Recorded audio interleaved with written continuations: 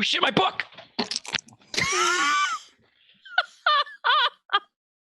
Greetings, people of Earth. My name is Rob Wheeland. I am an author, game designer, and professional nerd. And tonight, I am the host of Theater of the Mind Players, your favorite local, friendly, actual play group. We play all of the games that are great besides Dungeons and Dragons, and we hope that you enjoy watching us play this game tonight, which is Delta Green. This is our third episode of Delta Green out of 5. This series is brought to you by Arc Dream Publishing, the publishers of Delta Green. And we'd like to thank them for their support throughout this very chaotic year. And we are very excited to delve once again into the conspiracy and mysteries of the unnatural with the agents of T-Cell. That's actually one of my favorite bit of their creepy artwork that is in this book. I think that just really creeps me out. Should I just leave it here for the rest? Yes, that's great, Tony. Yeah, that's great. What is your background? No. Yeah. Oh, one of my pens is green. So tonight, we are is something of a change up in our usual setup for Delta Green. Normally, each of our episodes, we aim to have each of our episodes as self-contained as possible because we never know when anybody is going to stumble across our first show. So we want to try to make every show accessible to everybody. But we had so much content and so much mystery and excitement from our last episode, we ended up kind of bleeding over into tonight's episode. So we're going to sort of do the hangover conclusion to our last episode. So we recommend that you check that episode out and then check out this episode. And then we're going to do kind of an off-speed episode that's going to focus more on what happens to these characters when they're not, chasing down leads and hunting down the unnatural and things like that. So, nothing terrible at all. And yes, everything is going to be fine. Nothing sad or scary is going to happen. Scary things. Everybody is just going to have a juice box. It's going to be unicorns, rainbows, puppies, kittens. It's going to be a lot of hugs. Yep. People are going to be getting like 5-figure scratch-off tickets. Y'all remember hugs? What are vaguely hugs? Yeah. So before we get into that, though, I do want to introduce our fabulously talented players. What I want each of them to do is to tell me their name, tell me your character, what part of the government that character works for, and what was your most memorable moment from our last episode. And we're going to start with our first mind player. Hello, everybody. I'm Jordan Fishburne. I will be playing our lovely Agent Tripp, aka Donna Rep. She is a FEMA paramedic working to try to keep us all to not be killed. My favorite and boy, were moment, you busy last time. Yeah, my favorite moment from last episode was all the times that I tried to heal somebody and then didn't do it. But I didn't fumble, aka critically fail, and hurt them more, because I would have killed Teaspoon. Definitely, if that had happened. I was going to say, because then you not doing that. Because then you would never live it down. The club. Poor Tony is in the accidental murder club because of a critical failure in a different game, which of course we never bring up. So let's go to our next mind player before Tony explodes. Hi, I'm Ethan Exit Anderson. I'm playing Agent Tidings, also known as Philip J. Wilson, and I am a member of the U.S. Coast Guard. I guess my favorite part from last time probably has to be my last-minute critical sniper hit, which I think literally saved everybody's life. Like at least a few people, yeah. I do not know how badly it would have gone had you not made that super clutch roll, because everyone else was like, "We don't know what's going on. There's a sniper, and we're all getting shot, and I don't know." And so it was fantastically dramatic. I loved it. Let's go to our next player, please. Hello, I'm Tony Cheek. I'm a writer and voice actor. I am playing Thomas Bowman, aka Agent Taxi. He is an astronaut for NASA.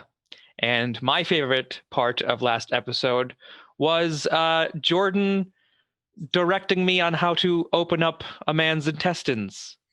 Because gross. That was a good one. Yeah, because not only was it gross, but I was pretty useless the rest of the episode. So, well, hopefully you're going to make up for it this episode, because your uselessness played into the fact that you weren't as badly messed up as some of the members of the cell. So let's go on to our next mind player. Hi, I'm Tawny P. Thompson, and I am playing Dr. Ellis Mandel, aka Agent Teaspoon. She is a member of the Behavioral Analysis Unit of the FBI, and a close personal friend of Mandy Patinkin, obviously, because they work together. Actually, I definitely modeled her husband a little bit off of Agent Jason Gideon, but whatever. Well, see, this just goes to show you that in our borrowing characters from other media is a noble tradition in role-playing games, regardless. So, for everybody who's ever been like, "Here's my D&D ranger Schmeragorn," it's fine. That's what you're. It happens as time immemorial. Mandy Patinkin, if you hear this, I base a lot of things off of your characters. Lots of your characters. That's true. So many of your characters. It might be getting into TMI territory. Hey, come on. no, Oh, no. I would absolutely play Dungeons and Dragons with Manny Patinkin Oh my based on God. his Oh, Oh yeah. my Of God. course. his legit. Princess Bride. Mandy, should you ever watch this for whatever reason, join us. You seem a decent fellow. I'd love to play D&D with you. Also, That's, I mean, funny that's story. the I best had response. a random Mandy Patinkin video start playing while my phone was in my pocket. So it was Perfect. really weird. I had this disembodied voice of Mandy Patinkin coming at me while I was like underneath the bridge with nobody around. I'm like, what is going on? That's where it's at. Yeah, That's the starting episode of Criminal Minds. Yeah. I was like, I'm gonna die. Yeah. This is So, what happened. what was your You're the person who leads him to the Yeah. person who leads him to the person. So what my was your favorite, favorite part from my last episode? favorite moments were our very, very, very close calls of succeeding, which happened about 7 times, where we were all like 1 or 2 points off of our goal. So Oh yes, that you needed a 60 and you rolled and a you rolled a 61. Yeah. Yeah. And everyone was like, Yeah. where are my luck points? Damn it! Yep. Not that I didn't enjoy this briefly turning into Theater of the Mandy Patenkins, but let's go to our final mind player. I'm Sarah Babe. I'm a podcaster and voice actor. You can hear me on Plot Points and also Theater of the Mind Players, Romancing the Game, and Encounter Party, which just released season 3. Yay. I am playing Juniper Jackson Woods, also known as Agent Tango, and she works as a historian for the Federal Archaeology Program, which is part of the National Park Service. All right. And what was your favorite moment or your most memorable moment from last session? Geeking out about Majestic 12. Yes, of course. So That was like the best. So something that did happen last time was, as this is a game of shadowy conspiracy, Dr. Mandel received a care package from an organization called the Program, which may be an additional conspiracy within the United States government that is somehow connected to the fabled Majestic 12, a rock star in the UFO conspiracy world. An organization supposedly started by Harry Truman in the 40s, and Roswell. Like, really, you can fall down that hole on your own time, but there's a lot of stuff there. It's pretty great. It's pretty great. So we begin our episode tonight with 2 elevator doors shutting. And we cut to the interior where Agent Taxi and Agent Trip are standing in the elevator, nervously watching the numbers go down, go down, go down. So one thing I do want to ask you, Trip, is at what point did you realize that you still had to deal with whatever this thing was that nearly killed half of your cell? Because we kind of had a soft focus ending last time where, well, we survived the monster and we're all in the hospital and the threat is gone. And then I feel like there was maybe a pan over to Agent Trip kind of making a face like, I've left the oven on, except instead of the oven, it's we still have to deal with this thing, because you realize that there's one person that is in danger from this experience still, as I recall. Lawson, the coroner. Mm-hmm. I think Trip is so focused. Her job really focuses her in on the health of her team and the health of people around her. So she was pretty hyper focused on getting everybody to the hospital to not die, because that's always her first concern. Yeah. And as soon as everybody was kind of getting their treatment that they needed, she was thinking over the information that we had from our other victims and other potential carriers to this parasite, and was thinking, Well, their death doesn't mean that the creature can't transfer afterwards because of the manner of everything that was going on. Right. I mean, it was pretty clear from the trail of evidence that you guys had followed that whatever this thing was hopping from, body to body. Mm-hmm. Yeah. So I think as soon as she had that thought, she pulled Taxi aside, and probably was like, yeah. Let's maybe have this scene in the hallway right now. Mhm. Yeah. Of, can I talk to you for a minute? Taxi. Yeah, what is it? So everybody's good now, but this thing isn't dead, most likely. What do you mean? I thought Tidings got like a amazing headshot. I think we should double check on it. With the other victims and the other carriers, there was no proof that this thing didn't transfer over after that person was already dead. And it's kind of controlling them anyway, so it probably wouldn't matter. So we gotta head to the morgue to at least check it out. Do you still have your gun? Do I? Yeah. Okay. Yeah, I got it. I feel like Miss Lime, really drilled it into you guys. Like, these are not toys. You Mhm. hang on to these to keep your cover as an FBI agent until we debrief and you give them back to me. So Don't practice your spinning too much. yeehaw, yeehaw. Whoa. I mean, I'll warn you. I come from a job where a gun going off would mean everybody dies. So I'm not. I come from a job where I deal with the aftermath of shooting, not the pro math of it. not the instigation and or conduct. No, this is not good, but we do need to go check this out right now. I will have your back the best as an astronaut can. Okay. So we cut to the elevator doors. I text Teaspoon. Oh boy. Just FYI, taking care of something. That's it. Because I don't want them to have enough information to follow us because they're on death's door. I definitely respond, Trip. What? I turned my phone off.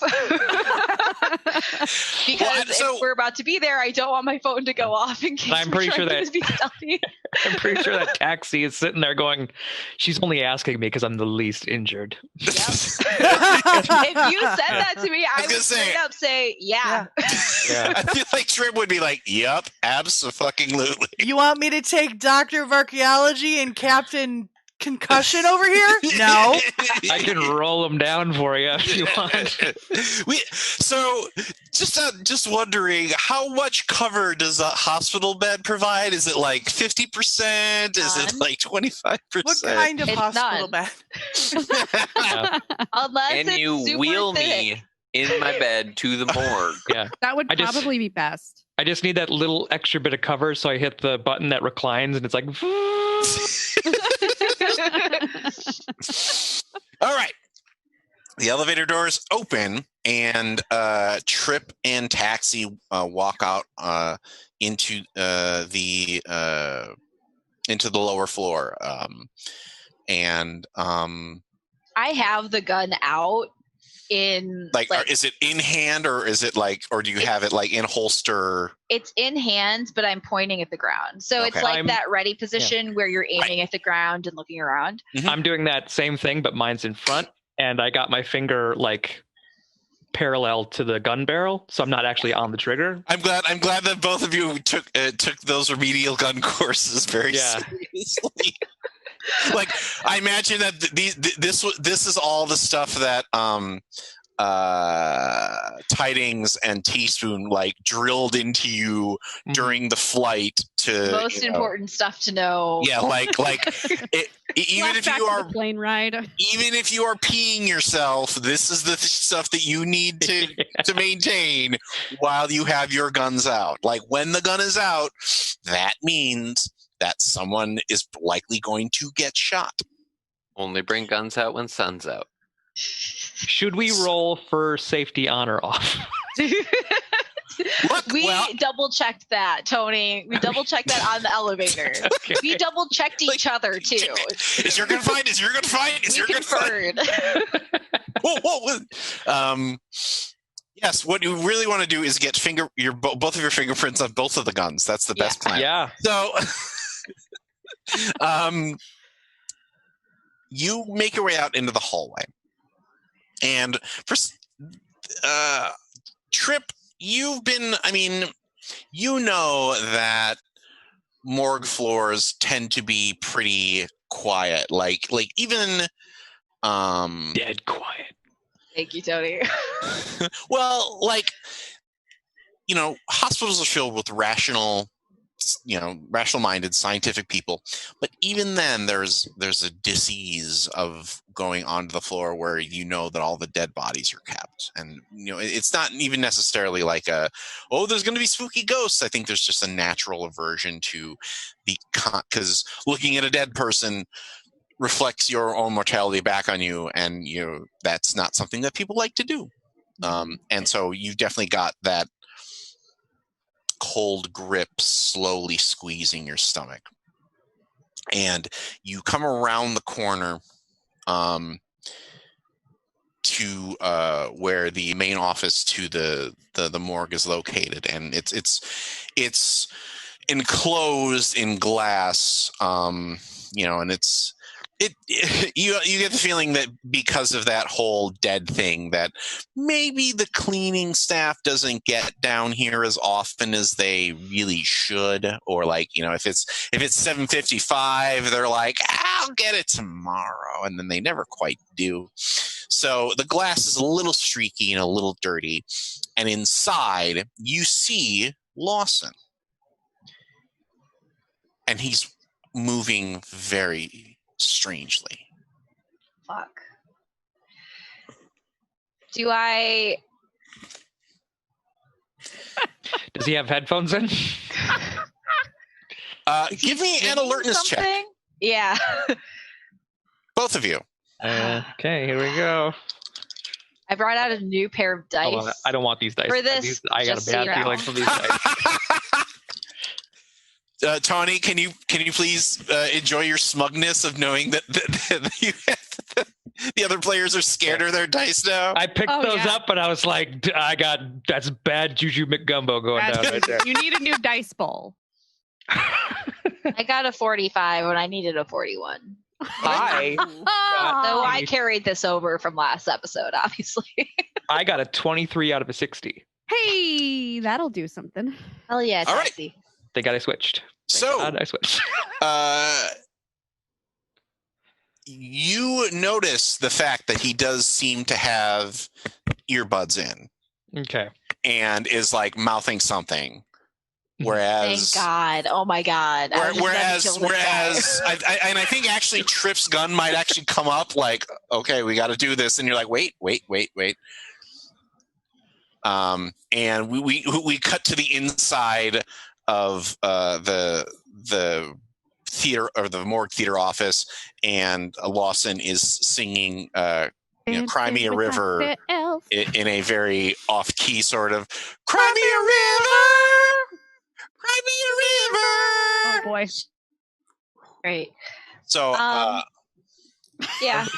So I'm gonna lower my gun and hold it at my side, kind of not visible behind whatever desk, and enter. Okay. And use something shiny to kind of fly over in his direction to catch his attention instead of touching him. So like you grab like a mirror or something off of or like one of the things, and he was, Cry Me a River. Oh, whoa, hey, whoa.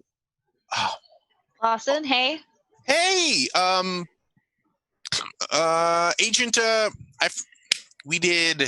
We pretended we had Yeah. fake names, but used our real person names. Correct. Okay. Agent Rep. I'm so glad I caught you before you guys left. I heard about what went down. Holy cow. That sounds crazy. Like, Yeah. I'm honestly, I'm glad that you all are okay. I mean, from what I heard, that like it was like right out of the the end of 7 or something. Like there's like what can I'm all ears. I want to know all about it. What's in the box? I give Taxi a look and I say, how much contact have you had with Braverman's remains? The body that's in the morgue is actually not Braverman. The guy who was shooting at you was identified as Master Sergeant Emmanuel Santana. Oh, that's right. Oh shit. Okay, I was That's looking at okay. the wrong name. We'll fix it in post. How much did you get exposed to Santana's remains at all? Have you had contact with him? No, I haven't. Like, I was actually just about to get the autopsy started. Would you care to join me? Here, I really need you to not disclose this. It's very important. But we think what might have been the cause of his psychotic break is a potential brain-eating parasite that he may have picked up from overseas. Someone's been watching the news out of Texas. Or Texas. That's right. So if you go in there, I need you to be wearing. Let's be real. Let's be real. It's 2020. Like at this point, he's like, if this were the real one, he'd be like, "Oh yeah, sure, no problem." That sounds about. That tracks. Yeah, no, that's true. It's true. Yeah. So we don't want to cause a panic, but I do need you to be wearing full protective gear if you go in there. Like, you mean like PPE? Like full scale? Yeah. Well, are you talking about like a hazmat suit? Like, because we don't really have that sort of stuff. Like, what is the closest thing you have to one? Well, I mean, it's the usual. Like we do, and he goes over to like like a locker, and he's like, well, you have the clean suit, and you have like the face covering, and then we can mask up beyond that, and like I can do gloves, but I mean, I guess I could do something heavier, but. Man, I'd have to look that up.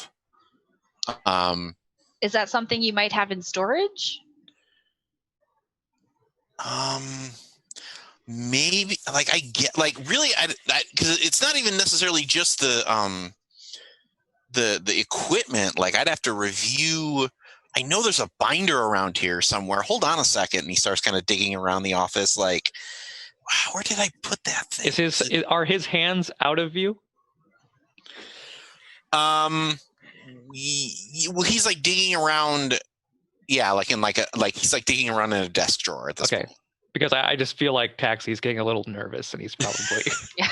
What? Why? Why would you do that? Oh, here it is, and he gets out like a big fat binder, and he's like, okay, and he dumps it on the desk, and he's like, man. Okay, so when you say brain eating, what do you like? What do you mean brain eating? It caused rapid deterioration in his. Well, in other cases, it often targeted the frontal lobe. Brain eating, really? Yep. So go ahead and give me a persuasion roll here. Okay. Don't fuck up. Yeah. I'm gonna say I have a 60 in this, so it's not the worst. So I'm actually gonna say, like, on the one hand, I think that Lawson is eager to please you because he's seriously like, the FBI is here. That's awesome. But I think that there is also an element of brain eating, really. So I'm gonna give you a -10 on this. Okay. Like, So I have to get it under 50? Correct. Okay. Rob, why do you make it harder? Okay. Okay. 47! I got a 47! Hey! Too higher than my last roll, but this time it was okay. See, you were worried. Come on. Yeah, I only got 3 under Rob. So, It worked. well, so basically, what this success does here is that it's going to basically he's going to buy into this idea and be like, all right, I guess I'll go into storage and leave the two of you alone. That's what I wanted him to Which do. is clearly what you wanted, as opposed to I'm going to go talk to my supervisor, which is clearly what you didn't want. Yeah, but at least he probably would have had to leave for that too.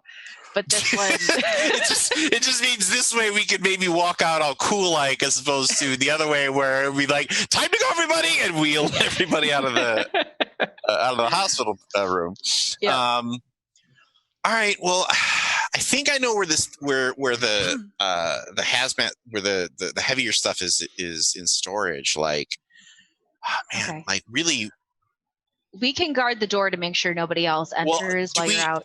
No, that's fine. I'm just wondering if, like, is this something that, like, do you guys need to take this thing back to Quantico or something? We may need to do that, but I think we might want to do if you feel like it's better for us to do that without examining. No, I don't. But I think double checking that is the case before we box it up and ship it back would be best. Right. I mean, if this is some kind of parasite thing, you don't want to infect, more people by shipping it somewhere. Exactly. Correct all right. procedures and all that. All right. Okay. Wow. Like I never thought that I was going to be like, doing like FBI outbreak stuff. Like, this is really cool. Like, I'll make sure to mention in my report how cooperative you were. Thank you, Lawson. That's great. Man, I wish I was still with Cheryl, and then he walks out. She would totally think this is cool. So now it is just you and Taxi and the drawer. So Taxi. Yeah. So we need a copper box. Inside a steel box. Inside a lead box. Inside concrete. Spacesuit. Did I bring my spacesuit? Did you bring your astronaut gear with you? He's trying to check it, but they wanted him to pay a fee, and he was like, "That's bullshit, man." Let me check if I brought it. Can I make a real life suggestion for you guys? Yep. Plan better. No. Take an unused body bag. Use the PPE that you have and tons of fucking duct tape. Will it break out though if it's alive? No, like for you, use a body bag, put holes in it like you're putting holes into a trash bag, like a trash bag or a sleeping bag or something. Use that to cover your body. Yeah. Use duct tape to cover the holes. I think last episode we saw though that it's not like an actual like contagion. You haven't seen what it is yet. Right. We haven't seen it. Out and it's got. Yeah, we haven't seen it or anything, but as far as we were aware, it was like a physical thing though. That right. It wasn't like a parasite or a like a virus or a bacteria. Like, it was like an actual thing. Right. I'm just talking like an extra layer of over clothing for if it's going to come at you, it has to go through that first. Just cover yourself. How thick is a body bag? Big enough to get a body. And aren't they airtight? Like that's kind of a thing. So they're like pretty. No. And they have a zipper. I thought they were. Yeah. They aren't airtight. Yeah. All right, I lied. I was gonna say.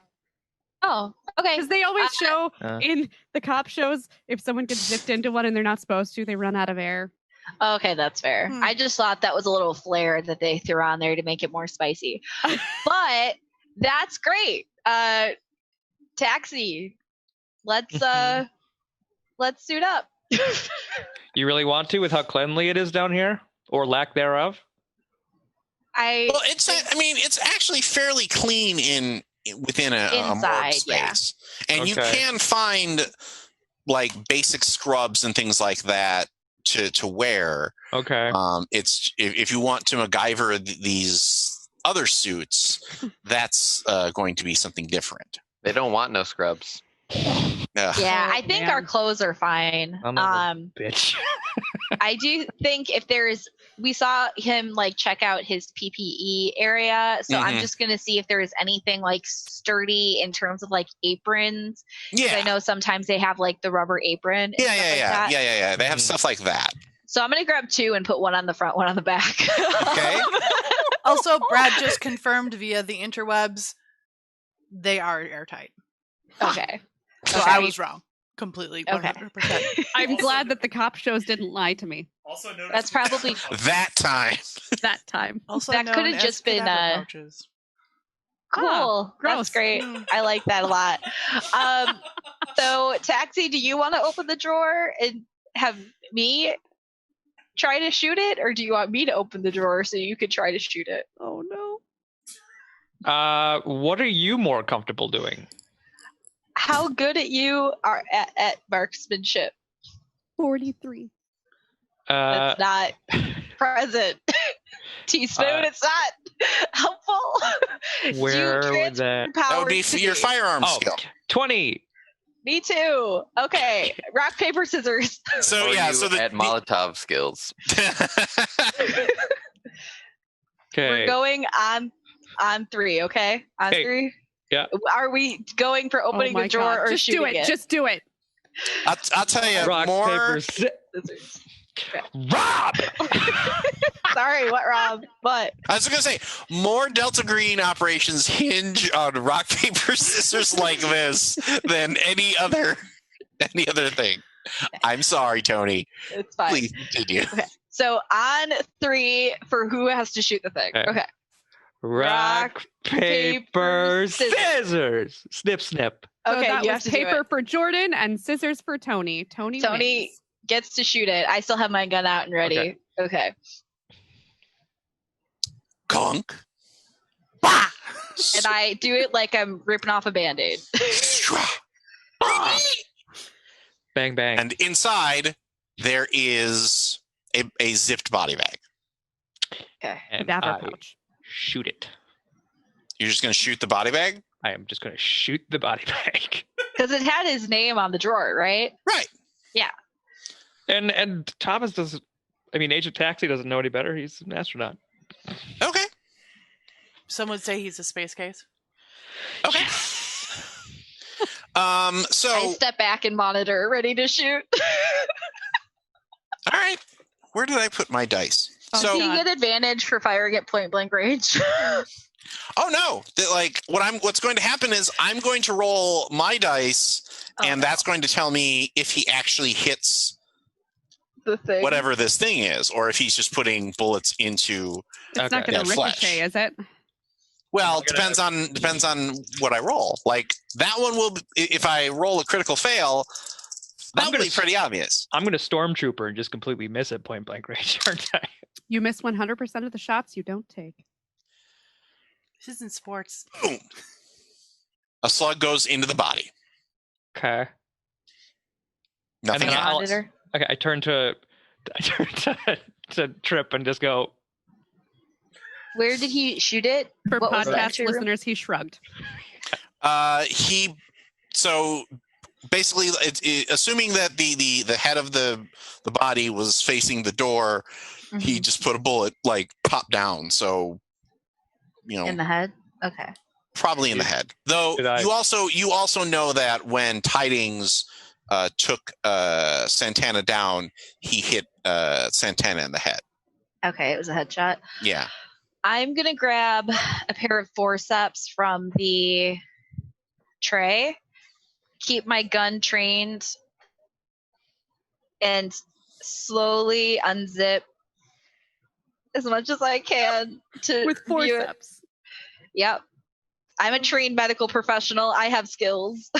Go ahead and give me a a dex check here at -20. God, I wish I had popcorn right now. This is amazing.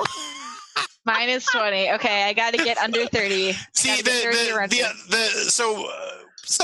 oftentimes when you split the party, there's kind of that feeling of, oh, we're not doing any fun. But I appreciate that Tawny, Sarah, and Ethan are being a rapt audience of like, I hope they don't die. It's watching us slowly come closer and closer to our death. That has to be a good time. It's gotta be. Pretty much. I'm enjoying myself.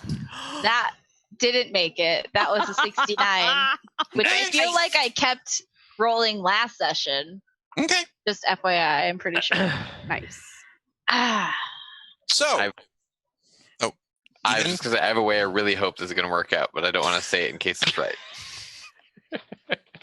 So you grab the zipper, and the body bag flips open, and you see just how badly Tidings messed up Santana. Like half of his face is gone. Cool. And you just see a mass of bone and brain and blood. And give me a sanity roll, please. Yeah, there we go. Both of us? Just Agent Trip here. Thank God. Cool. Because you've dealt with, dead people before, but this Pretty thing, rough. This thing, he literally blew half of this guy's face off. Cool. Getting under 53. I rolled an 83. Okay. So damn, son. Just going to melt all these dice after this session. It's gonna be pretty good. Throw them in the microwave. It is, I feel like maybe you are back on the bottom end of your karma cycle after Aegon, where you were just like, can't miss a roll. Pew, pew, pew, pew, pew, pew. So the problem is I keep rolling high. If you need me to roll high, I can roll high. It's rolling low that I'm having a problem with. And I'm alone in a room with a possible parasite and a losing her damn mind Trip. Yeah. She's tripping. Yo. He be tripping. Roll a d4 for how much sanity I lost. Oh no, I've already taken care of that. Oh, cool.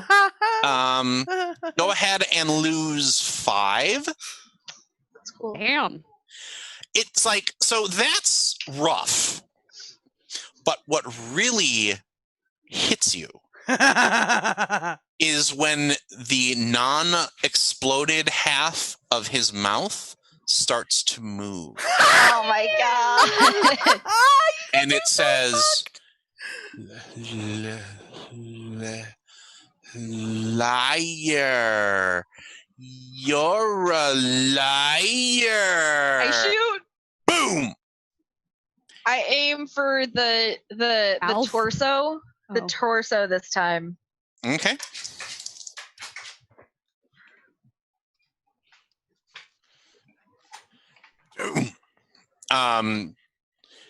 You don't know because you're backing up and shooting when this happens.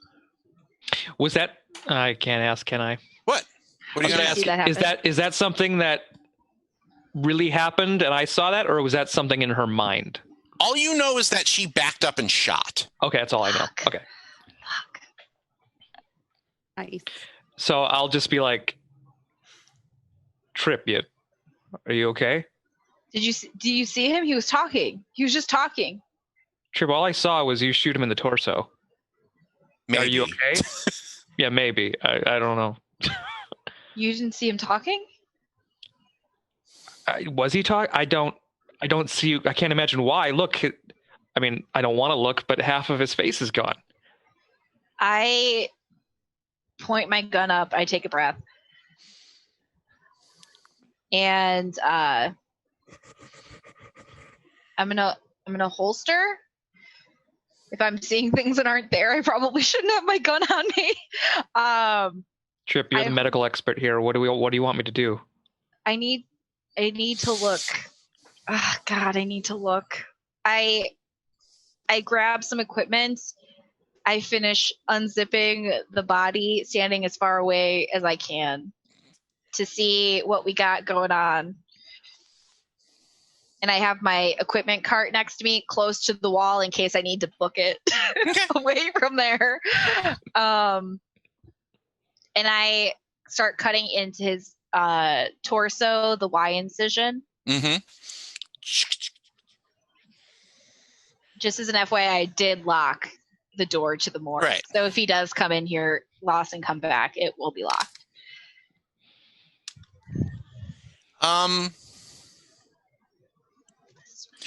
Would you like to give me a dodge roll, please? Yeah. Fucking do it. I knew it. God damn it. I should have just loaded my fucking clip. I would have hit it eventually. I have to roll under 30. Oh boy. The good news is that if you roll under that 30, you will dodge the attack. I was really hoping, Rob, that it was actually just going to be a squirt of blood, but thank you for confirming that Oops. I'm about to die. No, not die. Named horribly. Sorry, get possessed by. To the pain. That's a 48. So, Taxi, what you see is Trip, arms outstretched, making the incision, Mm-hmm.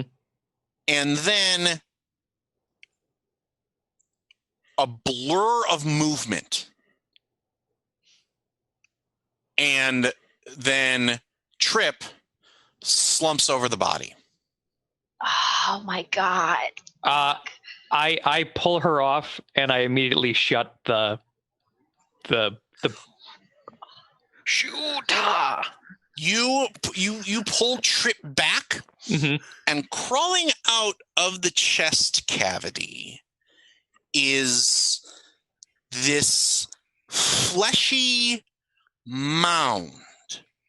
Like, you'd say, like 2 or 3 pounds, that it seems to be roiling in constant motion with these spindles sticking out of it. Like they seem to be sniffing the air, and they seem to be caressing the dead body, and they brush through Trip's hair as you, and then and then whatever it is realizes there's somebody else there. Now, what I want you to do, It's gonna take a taxi ride. is give me a sanity check first of all. Okay. This is so much fun to watch. Oh boy! Don't fuck up. Oh, don't cry, Great. Jordan. Not Don't me. cry. Oh my god. Here we go. I got a 40 out of my 55. Nice. Oh, cool. Nice. So that means that you're only going to lose 1 sanity point. Okay. But Trip is dead, so No, I forgot it has neurotoxin. It has like a paralytic thing. I completely fucking forgot about that. oops. Yeah, Rob's like, good. Rob's like, I didn't forget. Oh my god. Well, so it's funny because like this was in talking with some of the people who know this adventure, like they were like, this is the best part of the adventure. I hope you guys get to do it. And I was like, yes, I hope we do. And we are. So thanks for that, Jordan. I appreciate it. All right. What are you doing? Are you I am shooting it? Are you trying to shove it back in the drawer? What are you doing? Yeah, I'm pulling her off and like with my other foot, like kicking that thing shut. Okay. Go ahead and give me a dexterity check. Okay. Dexterity. Where are you? There you are. Okay. Damn, I got a 60 out of a 50. Okay. I'm Can sure you nothing give me? bad will happen. Can you give me a?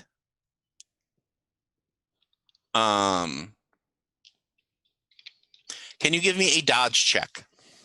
Sure thing. Don't fuck this up. Oh, you know I will. No pressure, Taxi, but this is a really bad time to miss this dodge roll. My dodge. Oh my god. I got Which did you miss it by? 3. Oh no. Ooh, rough.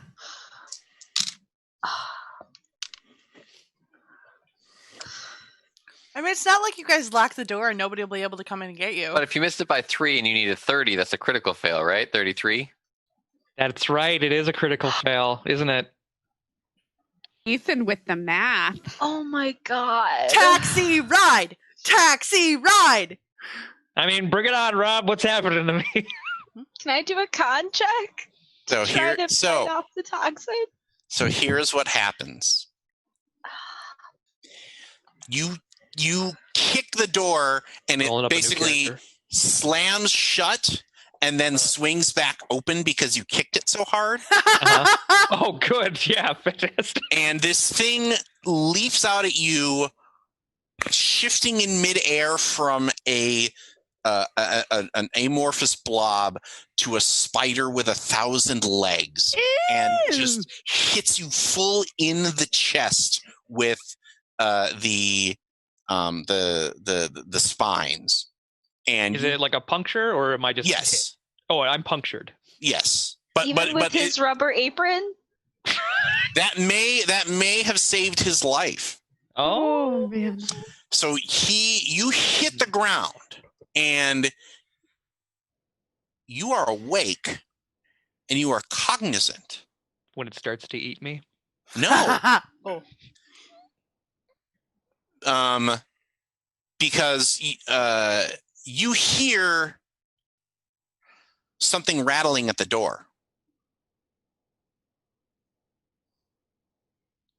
And then you hear Lawson say, "Oh, hey, sorry, Agent Rep. Sometimes that door locks on its own when you shut it really hard. That's why I always take the key with me. And oh God, are you okay?" And you see Lawson Rep like hover over you, like, "Are you okay? What happened?"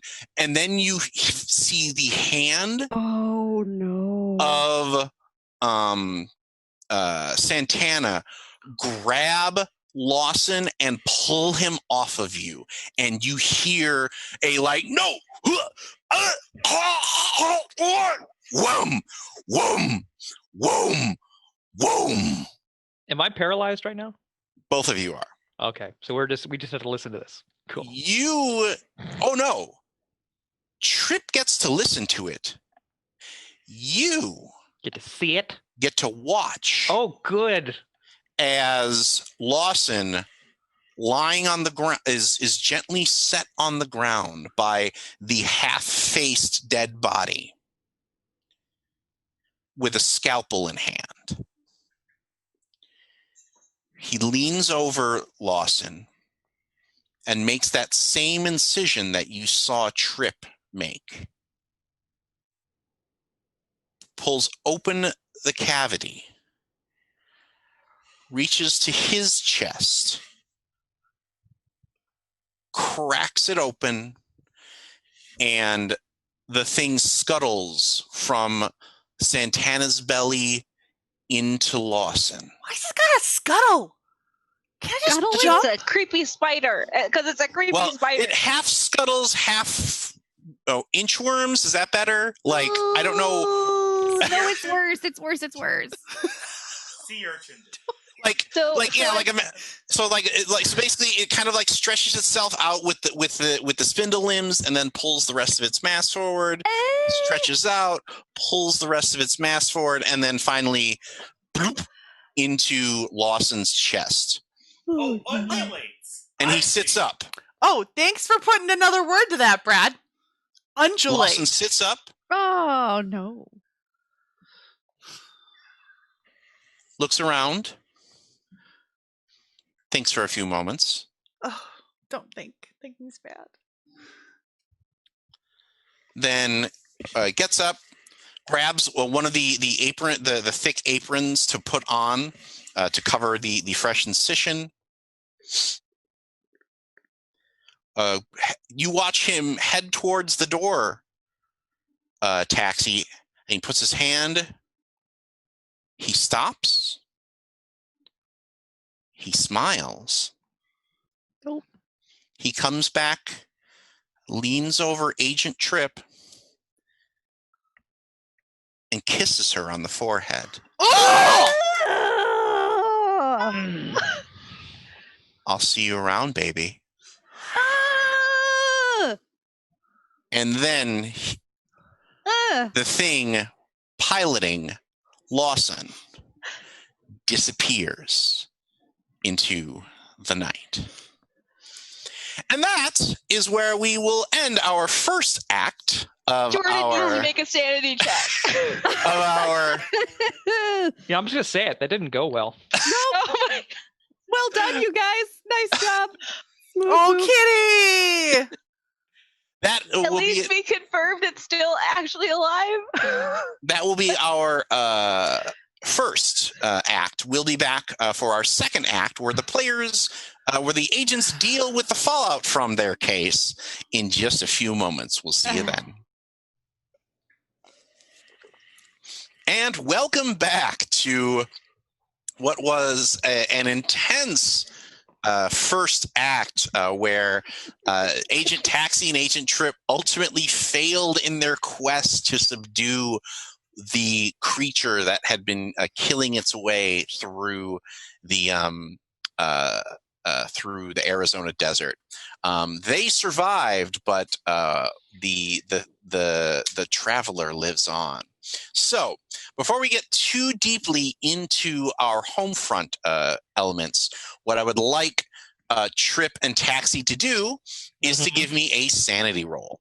Don't You fuck got up. it.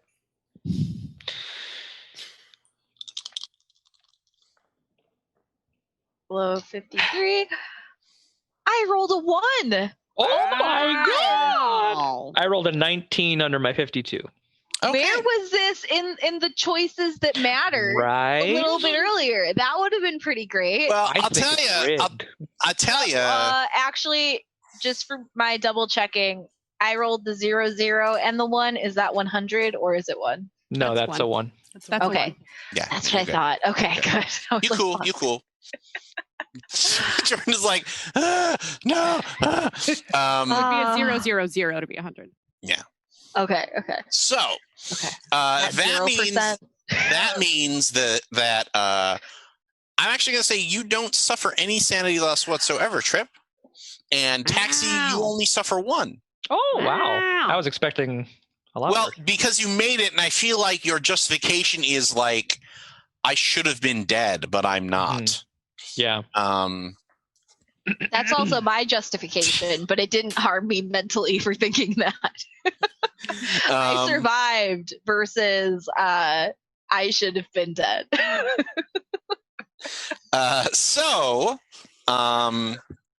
Now, having done that, it's time to talk about Delta Green bonds.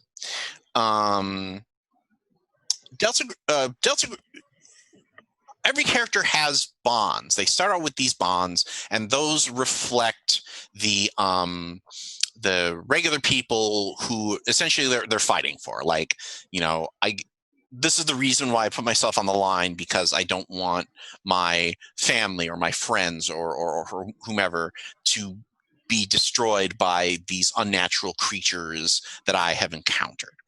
But there is also a type of bond that makes things more complicated, and because when people go through a intense situation, they tend to bond with each other, and that means that at some point the agents from a cell bond with each other, and that can be bad, because when bad things happen to people whom you have a bond with, that causes you to slide headfirst down that sanity trail, because you really care about this person, and when you see them eaten by a grue, that makes life a lot more difficult.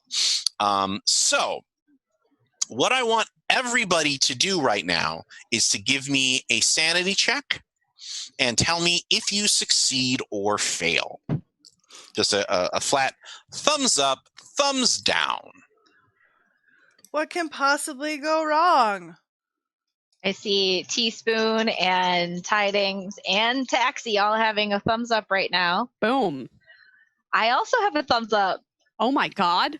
All Trip right. And Right oh my up, up. gosh. Really You could got use it. this during that scene, Well, but Does it matter? I rolled a 44. Do I like regain sanity? Critical sanity success. I rolled Also, a that's a good something I 4. question. could have used. Damn, Wait, you just rolled a little. 44? I rolled a 4. I rolled a 14. I rolled All a right. 17. All right. Funny. Okay, you guys are some sane MRFers. Hold on a second here. That's Rob's way For a of second, saying. I was like, are shut we the all fuck four up. derivatives? But no. Yeah. These dice are my good dice. I like these dice. These are the good ones. For now. For So now. For now. that's good. That means that none of you have had those traumatic bonds connect to each other yet. I hate you all. No, not that. It's No, just literally. that you're not like, because I kind of see it as that thing of like, you know, Dependence, kind well, of. there's a dependence element, and Workplace, home place. there's also that element of like, holy shit, Tidings shot that thing, shot that thing's face off. He's a super badass. Oh my god, he died. We are all so screwed, man. And that's what the Delta Green bonds kind of reflect. Yeah. Right now, if he dies, we're all like, yeah, it's fine. Well, I don't think. No, We'll get a new one. I don't think we're quite that Might be a hobo with a pet dog. callous. But let me look up and make sure that sanity's or critical. That was a Cthulhu reference, by the way. Yeah, Ethan does have a nasty tendency of, dying. So, hold on a second here. Critical success. So while I'm looking this up, what each person should be doing at this point is figuring out what scenes they want to play at home. After a Delta Green op, whether it's a success or a fail, the agents go back home to their regular lives, and we take a moment to glimpse at those lives and see both the reason that they're fighting for things, but also the effect that going out and fighting the unnatural has on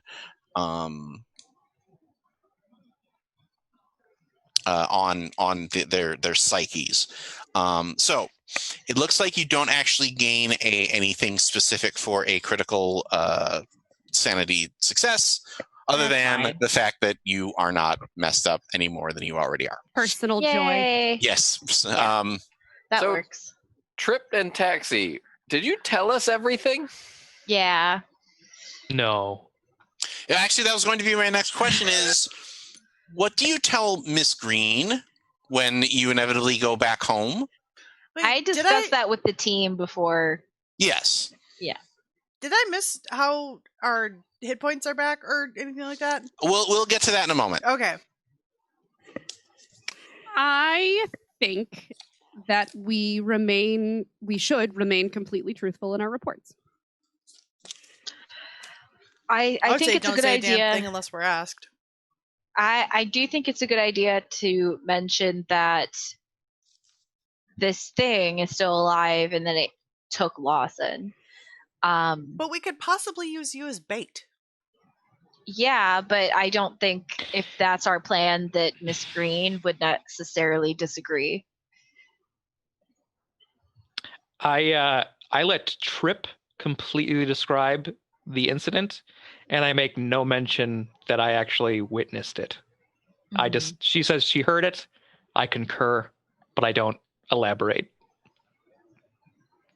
So Cool. so it seems like your plan is to, at the very, if not be completely honest, at least say, sorry, boss, we tried, we were able to identify what this thing is. Mm-hmm. We know how it works, but it got away from us. I think we follow it up with, we do know the most recent host, obviously, but we have no idea where it is now, unfortunately. Okay. The one that got away. So let's play that scene out while so let's cut to the debrief in Washington.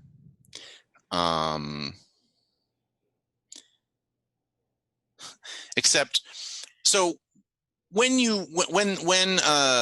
Miss Green collects you all to do a briefing, she usually does it in the post office. The debriefs tend to happen outside because there are less opportunities for passersby to overhear stuff, and because when she does a briefing, it's easier for her to couch it in terms that if somebody were to wander past, would be like, oh, they're just talking about the FJ7 form, and ugh, I hate those forms. The only Whereas thing going by outside, right now is when that you're telling her drone. like, when it's the alien stuff, that's when you kind of want to be able to speak a little more freely. So she's listening to you tell the story, and she's just eating an ice cream cone as she listens. Okay. Well, it's unfortunate, but sometimes they get away. What we'll do is we'll kick it up the chain, and hopefully we will. I'm assuming that they'll put a different cell on it, probably one with a little more experience, and More firepower would be a good idea. Right. And we'll get a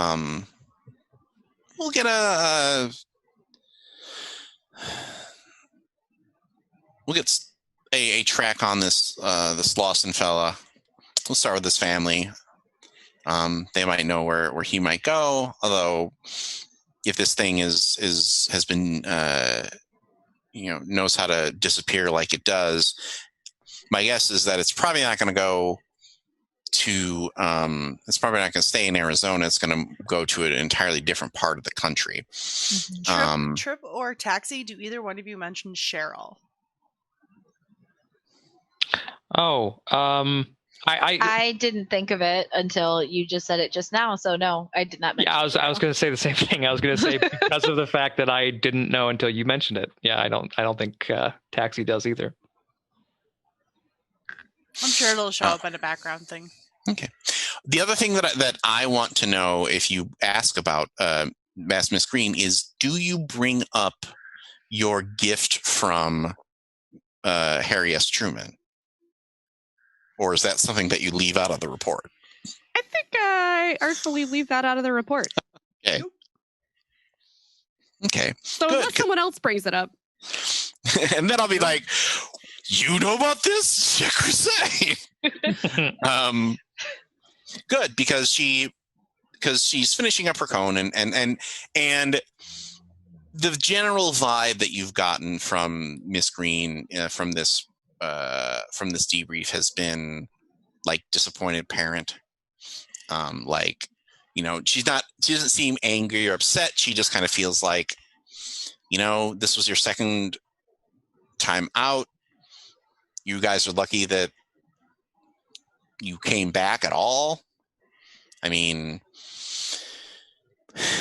we'll handle it from here. You concentrate on getting better and getting better as quickly as possible.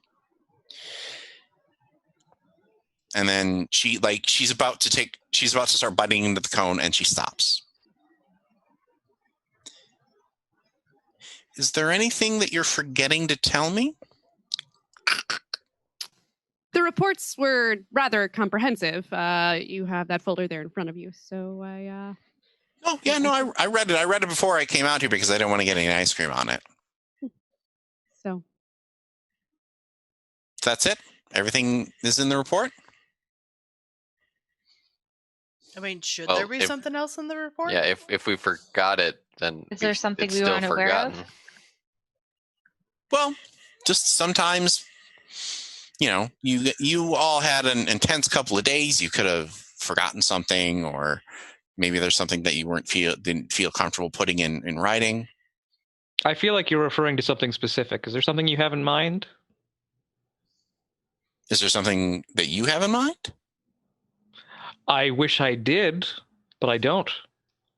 If we think of anything else, we can always follow up with an addendum or additional attachment. Does this have anything to do with MK Ultra? MK what now? Girl, don't give me that. MK Ultra. Is that the new Mortal Kombat? Are you serious? I do love the Mortal Kombat games. They're Pretty good. classics. Pretty good. Grew up with them. Am I the only nerd in this group who knows about this kind of stuff? I nerd that about kind other of things. stuff? I don't. I nerd MK about Mortal Ultra. Kombat. It's a CIA LSD super soldier training spies. Oh, I don't believe in those types of conspiracy theories, if you will. Never Oh, stared at a goat. They're a bit unhinged. Conspiracy, yeah, sure. Mm-hmm. Mhm. You've seen Zoolander. It works, man. It works. Miss Green is definitely looking at Teaspoon intently when she's like, "I don't believe in conspiracy theories," and just sort of nodding and finishing off her ice cream.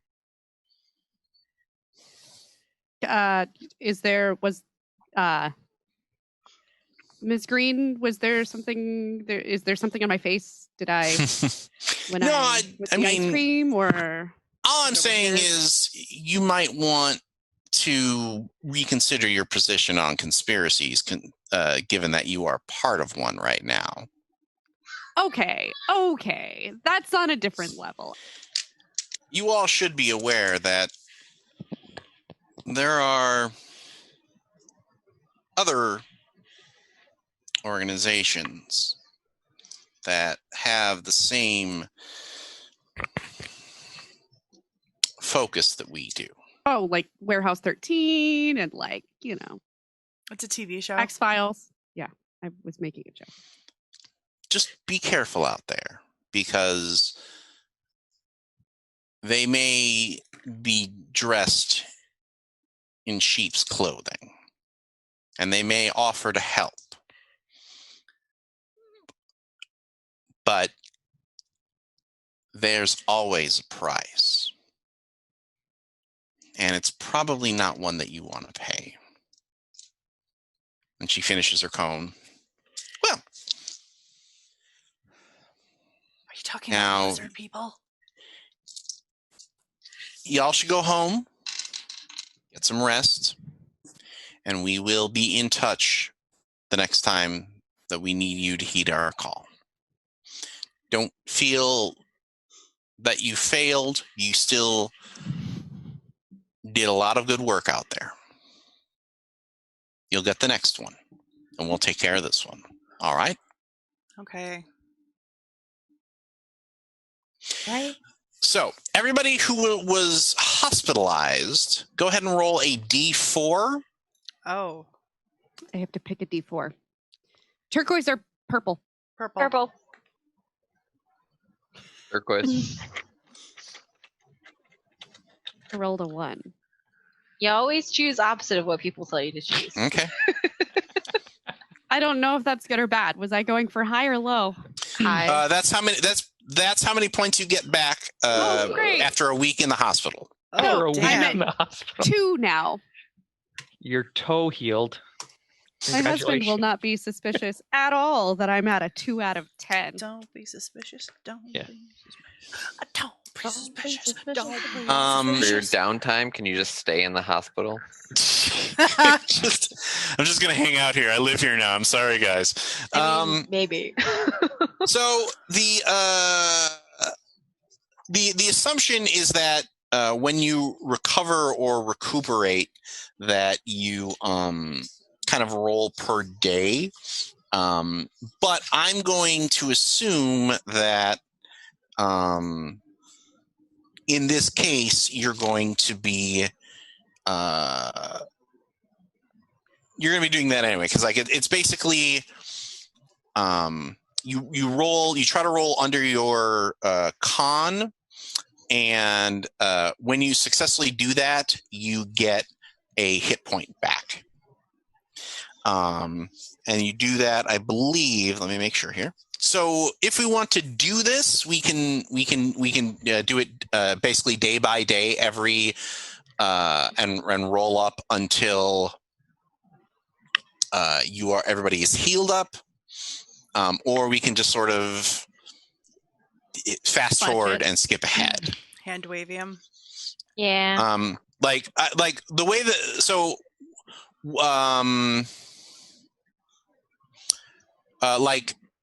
so Ellis, what is your constitution? 10. Okay, so that's like 50-50. So that means like you would probably heal 1 point every 2 days. That's so not great. So you have what, 8 left? Yeah. So to be fully healed, that's probably going to be like another 2 weeks. And that's assuming that you're not, I mean, you could because you're kind of the most messed up out of everybody. Yeah, I was real fucked up. Does anybody else have? Right. So, Tango, how many hit points are you down? I'm down 3. Okay, and what's your constitution? My constitution is 11. Okay. So yeah, and Tidings, where are you at about this? I'm down 7. Okay, and my con is 75. Wow. Well, 15 because I did the times 5. Right, but still, so you're probably full up in about a week. So this whole experience is going to take between a week to 2 weeks. Okay. So it why does put us up at full though? Well, let's before we deal with that. Actually, so here's how we're going to do this. We're going to go around and do our home front scenes, and then we'll move forward into the third act. But I think what's going to happen is your home front scene, Dr. Mandel, is going to take place about halfway through your recovery phase. So you'll be up, 4. You're like it's like 6 or whatever, 6 or 7. Yeah, because you're still going to be recovering when something weird happens. As Tony very smartly called out, this is kind of your rear window situation here. So going through the home front scenes, to choose one, you can fulfill responsibilities, you can go back to nature, you can establish a new bond, you can go to therapy, you can improve a skill or a stat, you can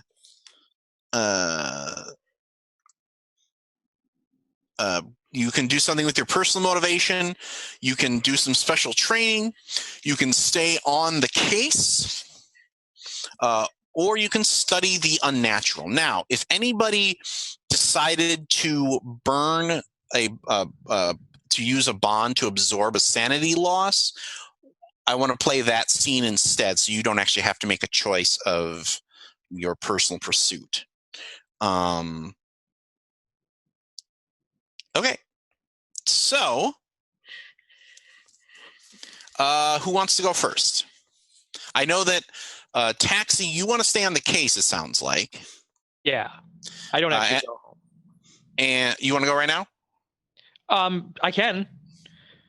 Or well, so my plan was to do the same. Well, my plan was to study unnatural, so I don't know if that's a team effort. It's assumed that you're I think he's specifically. I'm assuming you're specifically trying to find Lawson and keep on his trail. Is that correct, Taxi? Either that or speak with Miss Green about it. But yeah. Okay. Whereas Tidings, if you're I feel like I failed. In my That's fine. because basically my job was to take down the target, and I didn't. Kinda at least stopped him from But I shooting us. didn't. You did, but you didn't. Like you took down the target, kind of assuming like, oh, it's a headshot. Clearly, that will kill anything. And that's why I feel like I need to study unnatural. Fair enough. No, 'Cause- that's so. I think that is a separate thing. Okay. So, Tango, or do you have something in mind that you want to do? I just kind of want to get everybody seen before we. Yeah, no, I'm kind of thinking I want to meet with my AA. Okay. My AA. So class. that's establish. So that's wait. I think it's daily responsibilities. Fulfill responsibilities. Yeah. Okay. And then Dr. Mandel, what are you doing? I'm going to go with the fulfill responsibilities scene. I think Dr. Mandel and her husband have a tradition of like cooking dinner together and having like a painting and wine night, like just to try and reconnect when she's been gone for a while. So, Okay. Did we figure out what actor plays your husband? Mandy Patinkin. That seems. So he's the motivation for his character and the actor. Yep. Yeah. Motivation like- for the character and just him in general. I feel like we're at a Patinkinception here. But okay. So let's go. Let's start with. I feel like we should go in like descending sadness order. So let's go with Tango to start. Okay. So where does your AA group meet? Probably the basement of a church, Okay. or no, like the basement of a like elderly community center. Okay. So what are you talking about? Because the point is, these meetings is kind of talk about your experiences. Like, are you talking about your experiences as part of Delta Green with this, or are you, like, what are you doing here? Or are you just listening to people? I think this might be the first day that I stand up and say something, Okay. because I've probably been going for a while. Okay. And just kind of listening to everybody else and kind of maybe doing that. Oh man, I shouldn't be here. I don't have anything, like my stuff isn't that bad. Okay.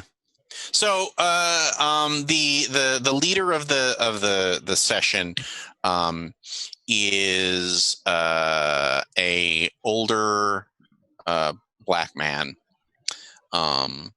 and he's short haircut, definitely grizzled, beard. He's wearing probably like a blazer, button-down shirt kind of thing. Definitely has a air of academia about him, Right. or at least knowledge or some sort.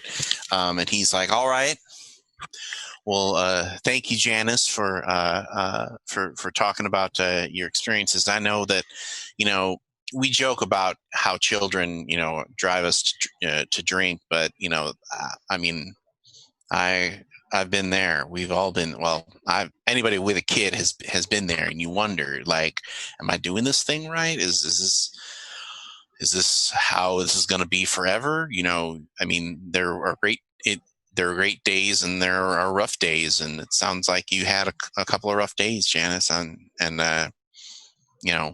thank you for telling us about it, and we were all here for you. So thank you. All right. Is there anyone else who wants to talk about their experiences over the past couple weeks? I will. All right. We, ladies and gentlemen, it looks like we have a new shooter. Yeah, that's what they used to say in Vegas when you pass the dice. Right. So let's give our new friend a round of applause. Hi. Get her to stand up. So hi. I guess My name is Juniper. Hi, Juniper. Okay, come on. No, hold on 1 second. Come on, guys. I know this is y'all hated doing this in school, but it really does help. So let's try that again. Go ahead. I'm sorry, sweetie. That's okay. Hi, Hi. My name is Juniper. Hi, Juniper. And I am an alcoholic. And I used and have problems not using alcohol to deal with the my former career, and also with some new stuff that I do for kind of like a side job sort of thing, where my team nearly died. Whoa. The other day, and I saw one of my team just bleeding out, and I couldn't do anything because the vehicle we were in flipped, and I was just hanging there, and I had such an awful concussion. I barely knew my name, and I just heard these noises and these shots and these screams and this pain, and we didn't know where it was coming from, and we just didn't know. And a couple of my team members almost didn't make it, and all I could think about when I was in the hospital recovering was, damn, I could use a fucking drink. And all I could think about was that. I'm like, you know what would go great with this massive amount of painkillers that's inside of me? A good fucking beer. A nice little bit of whiskey. Something to kind of just make it all more numb. And like, nobody ever tells you that it hurts. Like physically. Like all of the stuff that happens, like Janice, when your kid is driving you nuts, like, it hurts, right?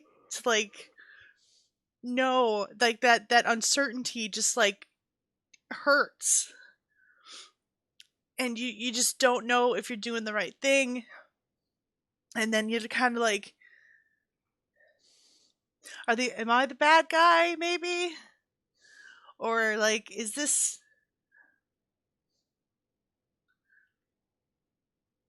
I feel like I should have done more, and maybe they wouldn't have been hurt. Like, if I was better, I could have done something, and I guess it makes me feel really guilty. It's all right. It's all right, Juniper. We all feel guilty about what we do, about how we cope with this awful world, and especially if you're in a high stress situation like this, then that's, it's hard. It's hard to deal with that. The sand was all red with her blood. It's all right. It's okay. All right. Go ahead and give me a sanity check. Okay.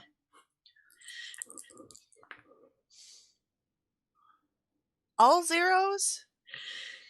That's a fail. Oh. That's also a fumble means some disastrous conflict. So it's going to reduce the bond by 1d4. And come back. For podcast listeners, Sarah was trying to wheel out of frame. Like, I gotta go. Like, no, sorry, gotta. So, do you want me to roll it? Roll your d4, or do you want to roll it? I got a d4 in my hand right now. We'll do it. I will own my own fate. 4. So you lose 4 sanity, or that bond goes down by 4. I'm sorry. Ugh, shit. Okay. And you do lose 1 sanity. Well, that was a bad idea. So I think what happens afterwards is the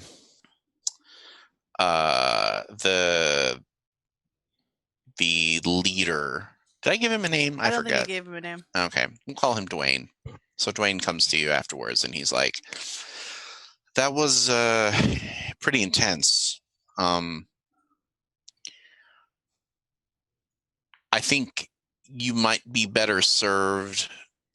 Like, I don't want to tell you to not come back because you clearly need to talk to somebody, but he like pulls out he digs in his pocket and he gives you a card. He's like, you should probably see somebody professional to talk about your experiences. I don't know if you're a cop or, if this is, whatever these experiences are, but I want you to come back and talk about them, but you should also seek actual professional help, I think. Because Okay. I'm just saying, like, most of the time, folks here just talk about, how, like, they drink until they pass out. And we've had a couple of people talk about, maybe they get violent or things like that. And I tell them the same thing, like, we can help you and we'll be here for you, but you should supplement us listening to you with somebody who can do so professionally. Okay. It's funny, Dwayne. I always thought that like my problems weren't big enough to talk about in this group. But thank you. Hey, and he gives you a big like bear hug. Like, I don't want to scare you off, but you should. There's only so much that we can do here. Right. You don't take your car to a dentist when it needs to get fixed. You take right, it to auto shop. Yeah. Right. Well, thank you. That helped. Cut to. Man, he doesn't want me. Tidings. What are you doing to study the unnatural? I'm probably going to look up basically all the information we have on parasitic entities. Okay. To try to figure out, if I can learn anything about removing and or destroying. Okay. And likely locations for them to be in the body. Okay. So I think so we cut to Tidings as he's going through the Foot Locker that you all acquired from your first case. And like I kind of feel like it's this weird sort of like shared possession that you all sort of like, I need it on Thursday. I got to do homework on this thing and this thing and this thing. Because I think now that you have gone on a couple of missions, you do have vague contact with each other. Like, it's not like, hey, let's come on over. We'll have a barbecue. Right. Tawny, you're muty. Dang it. I said we can at least text, right? Like we can text each other. So you're digging through it, and every case file where and I think what happens is you start to see the recurring theme of a lot of the case files that Bowman went on, or that Bowman was a part of, and they do all end in the same way, which is, and then we set it on fire. Like, that I would hesitate to call that the cure-all, but it does seem to be a recurring theme to Delta Green operations that are, if not successful, then not failures when dealing with things. Because the feeling that you get from reading these case files is kind of the feeling of, well, we try to not set it on fire. Then we set it on fire. Then if that doesn't work, who knows? Like, Wooden if, stake? yeah, like it seems like you'd want to escalate through other stuff first, but the longer you're in this game, the more you're just like, If you have the Megazord, why not use the Megazord to start? yes, the Megazord / setting things on fire theory. It's everybody knows that one. Speaking of Megazord, how do I get a flamethrower? That would be so there is a I'd say at minimum we should all bring hairspray and a lighter, to Lighter. every single mission. so like if you're talking like an actual military spec flamethrower, that's probably going to be a purchase, which means that perhaps that as your next home front scene is going to be like there is an action you can take to basically be like, I'm going to do some light embezzling and gather some money to get this thing. So that might be your next home front scene if you want to move forward with that. But right now, what I want you to do is to take a point of unnatural, but also choose one of your bonds and roll a d4 to determine how badly it weakens because you're so focused on. I rolled a 1. Okay. And what bond are you? I'm going to do my ex-husband. Okay. Oh, but we like him. Okay. So I think what happens is you're going through the case files, and you've got like, them kind of like spread out in your bedroom, like on the bed, and like, you're kind of got this thing, and your doorbell rings. Hello? Okay, I open it up. So you don't put everything back in the footlocker? No, I think I just kind of like crack the door or like do other people. Okay. And did we decide on a name for your ex-husband? Nope. Let's call him Tyler. Oh, I was gonna say Donald. Ew. No, Let's never. avoid Donald. Sorry. No, Owen. that name is Tainted. Dead is- to me. yeeted. Victor. Yeaton, is that the term? I don't know how to conjugate yeet. Yote. Oh, Yote. Maybe it's sorry. yote. I was just looking at things on that IMDb and the actor. Yote is the past version. I think Yote. yeeted may be correct in this syntax. Anyway.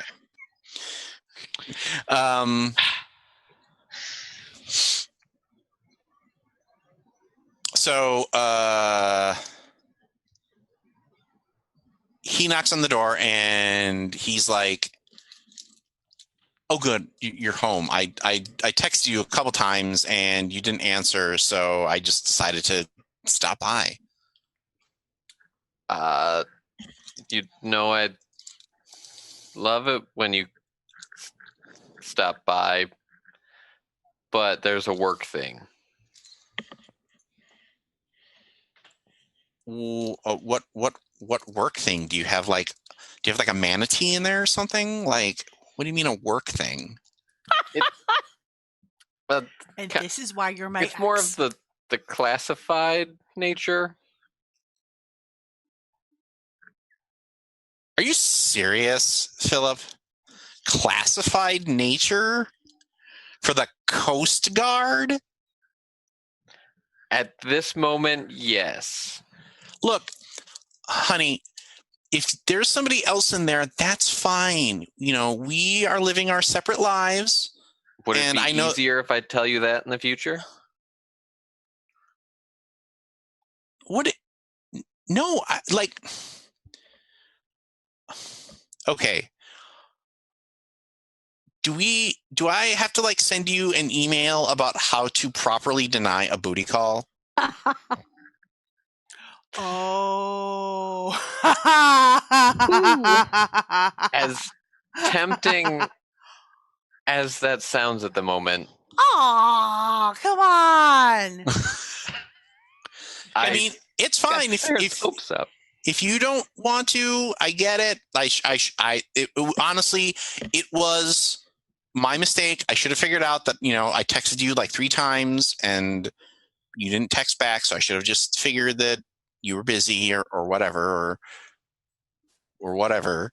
So, just, have fun with the manatee, and I'll see you around. Okay. Okay, honey.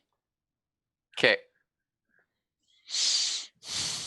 Is it at least like a sexy manatee? And then the door shuts. Yeah. Don't even respond. Just close the door. This is definitely what it's like flirting with Ethan. Just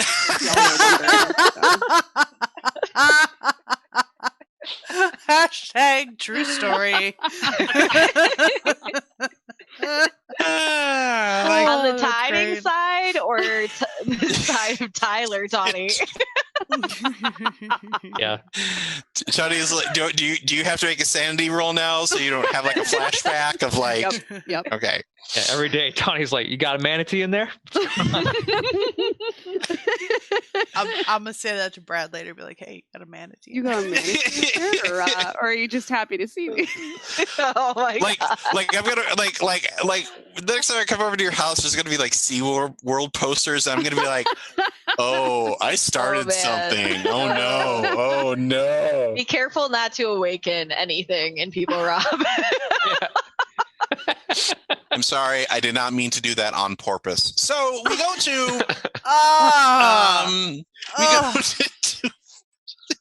that was not cool. Nope, that's a bonus. Jordan liked it. If I had a placard here, I'd raise the 10 out of 10 sign for that landing. Now we know how to flirt with Jordan. The best way to flirt with Jordan is to not flirt with Jordan. I'll just give you that. Hey, Jordan. Hey, Jordan. I like sharks. I don't even know what that means. I winked. Nope. I was trying to flirt with Jordan. I'm so confused right now. Because he said porpoise and sharks are also sea like. What? How did nobody else? I'm gonna go over here. I'm used to making Sarah cry because of terrible things that happen to her character, not out of frustration for explaining the animal kingdom. So let's go to Agent Taxi. So you are staying on the case. Yes. So the way that this works is I actually roll your occult or a criminology skill. Oh. Do you have either of those? Nope. Uh-oh. Okay. Which one is higher? Neither. They are equal. Okay. What are they? 10. Okay. Ouch. All right. That So success means you uncover some pertinent clue of my devising. Failure means you find nothing. A fumble means you find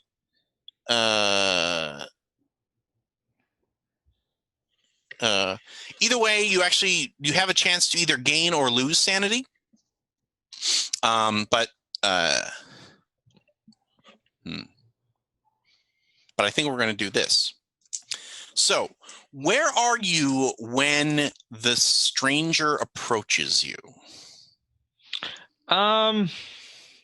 Let's say that I am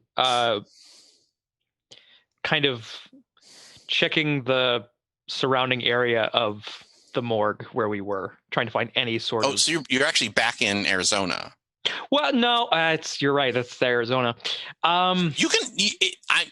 I'm not saying don't do it. I'm just making sure I know where to set this scene. Been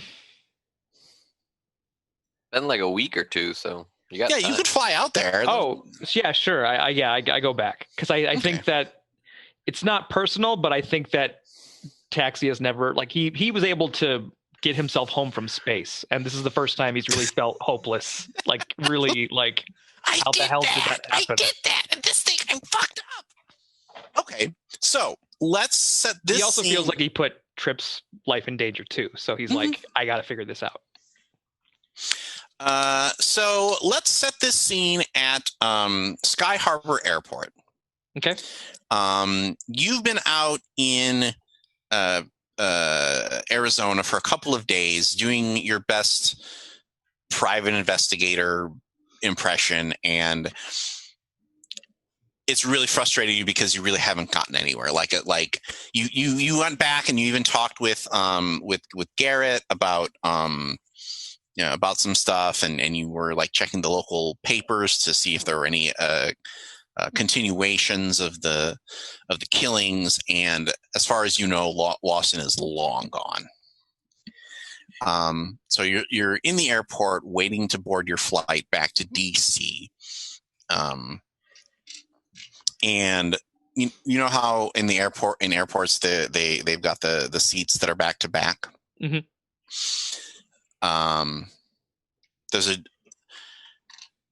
There's a gentleman who sits down in one of these seats. Like if you're facing this way, he sits down like not directly behind you, but like one to the left, over my shoulder, kind of thing. Yeah, over the shoulder. Diagonally. Mm-hmm. And he says, "It's really awful when you don't know the whole picture, isn't it?" I think that taxi generally doesn't think he's talking to him, so he just sits there. I mean, there's a pause, and then the gentleman continues. He's dressed like a business traveler, so he's got like a loosened tie and a suit. Yeah, and I think taxi just assumes he's like on the phone or something. So he's just... right, and salt and pepper hair. I mean, that thing is still on the loose. Bat catches his ear. Are you talking to me? Yes, I am. Have you never seen a spy movie before? I've seen a spy movie. I just never expected it to happen in real life. Well, I'm sure you also never expected to have an alien intelligence nearly kill you either, even if you are an astronaut. He takes a sip of his coffee. Can I help you with something? Well, to be honest, I was thinking I could help you with something. And what makes you think that I need your help? Well, the traveler escaped, even though we sent you additional information to try to help and catch it. I'm sorry, you part of this MK Ultra I've been hearing about? Is that what this is? Is that what they? Who told you that? That's fucking hilarious. Fellow agent. Let's just put it that way. No. We prefer to be called the program. Right. The program. That does ring a bell. Good. Are you Harry S. Truman, perchance? No, you can call me Woodrow Wilson. Oh, nice to meet you. Oh my god. Nice to meet you, Woody. Nice to meet you. Taxi, is it? As far as you know, yeah. Yeah. Well, we don't particularly like this traveler running around doing things and continuing its little body hopping vacation any more than your organization does. Mm-hmm. I'm listening. We can deal with it. How so? Well, we happen to be a government conspiracy with resources that we can apply to track this thing. You're probably not going to get another bite at the apple because you fucked up. Rude. And what makes you so confident that you won't fuck up? Burn. Can't exactly put faith in you as you very openly revealed what you call yourselves. I refuse to even name my employers. Well, I thought we were just kind of talking shop here. Just two girls gossiping, that sort of thing. Right. Back to back, like a spy movie. Mhm. You really know how to put a confidence in somebody. Well, if I send you proof that we take care of this thing, can you give us an inside look at what's going on inside your organization? I'll tell you what. You have a valid point. You actually played that very smart. You don't have no reason to trust me. But if we're able to track this thing down and take care of it and show you that we can handle an operation like this, unlike you, then when we present this evidence to you, can we count on your support? You don't have to accept my help. But if you do, you don't have to worry about the traveler hurting anyone else. You almost had me. But I see that you have a real knack for pointing out my failures. And honestly, I don't take kindly to that. So you know what you can do is go fuck yourself. Nice. That's fair. I'm sorry that I hurt your feelings. And that the fact that I hurt your feelings means that I'd say a good another dozen people are going to die. Well, I'm sorry that you're second place in this race and that my organization's kicking your ass. Have a nice day. He finishes his coffee and sets it on the chair and walks away. Finishes his coffee like a bitch. Grab that coffee cup. Taxi. Yeah. Bring it. Grab that coffee Bring it. cup. Yeah, grab it. Do a DNA test. Yeah, we can actually do that if you grab it. She sell Can bitches. I'm real good at bureaucracy. I actually would like to do that if I can do that. Dead eye him as you grab his coffee cup and put it in a Mhm. bag. Seal it. Go ahead and roll. Give me a D6 roll. E6. Ooh, that's a bigger die. Ooh. I got a 1. That good or bad? Okay. Oh, no. It is because you. So It is when what? you- Which one? Yeah, you did. Is it good or bad? It is. What? Rob. So when you stay on the case, you gain 1d6 minus 3 sanity. So since you rolled a 1, Mhm. you actually lose 2 sanity. But it could have been 3. Yeah. Well, I think No, one no, bonus it- that you like, can it's- roll. it's- Oh, yeah, but- that's the yeah. This, Jordan, this is why math. This is why we let other people do the math, honey. This is why we have the I addition know. blocks. This is, Damn, it has been a we have been We've we run have been our audition drills, so Yeah, it has been a while since we did our yeah, drills. like we have not done the flashcards since we've been together. So, like, if you all want to log in tomorrow with Louise okay. when we do our, That's a good idea. Y'all should all do that. I can just imagine her teacher being like, "Who are they?" Remedial math students. We're auditing. Auditing. Is this So- pass fail or No, it's count the beads and then color as many beads as there are on the wire. So go ahead and lose 2 points sanity, Bowman, because I think that's pretty an accurate reflection of like Mhm. this dude. Even though you played tough and told him to go pound sand, that Mhm. he kind of rattled you a little bit. Well, I think it definitely rattled him that he thought that was something just between him and Trip, Mm-hmm. and this guy knows a lot more than. He's like, well, how did you fucking find out about this? It's almost like it's a game about competing conspiracies. Speaking of Trip, let's play out. You lost some bond with your medical associates. Yep. So how do you think that happened?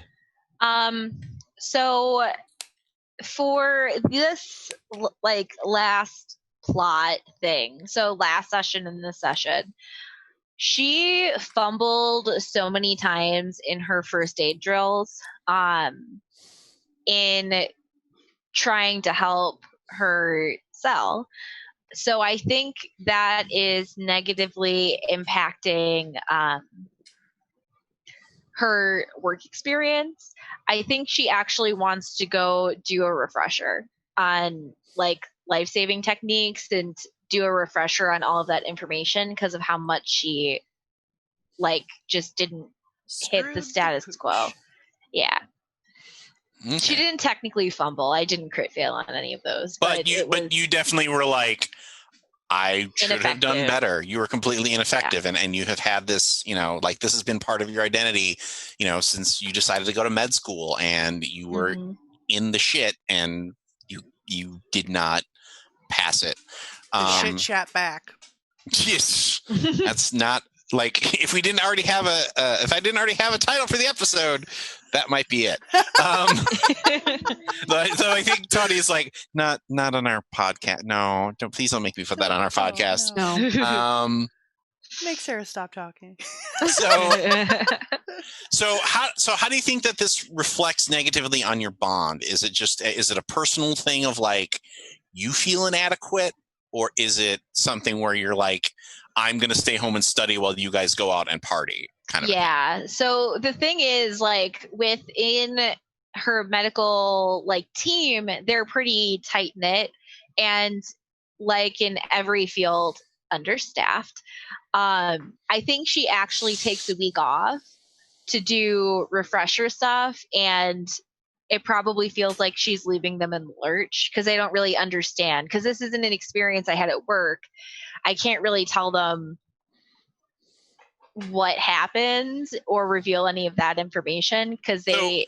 So in addition to being gone for the 4 or 5 days that you were gone during the actual mission, you get back and then you're like, oh, now I'm taking personal time. Yeah. And but so I think how this happens is when you finally get back to work, you get a lot of stink eye from everybody because you've been essentially gone for almost 2 weeks between you taking this time to focus on your stuff and that.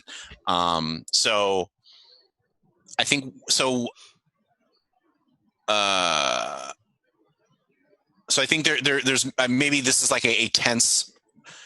I kind of want to frame this as like a tense meal scene. Like you guys are all eating lunch, on shift, and normally you're talking and joking around and blah blah blah blah blah, and it's very eat until finally, Marcy is like, so how was your FEMA training? It was good to freshen up on that info. How did everything go while I was out? Well, we were down 2 nurses for most of the week. And then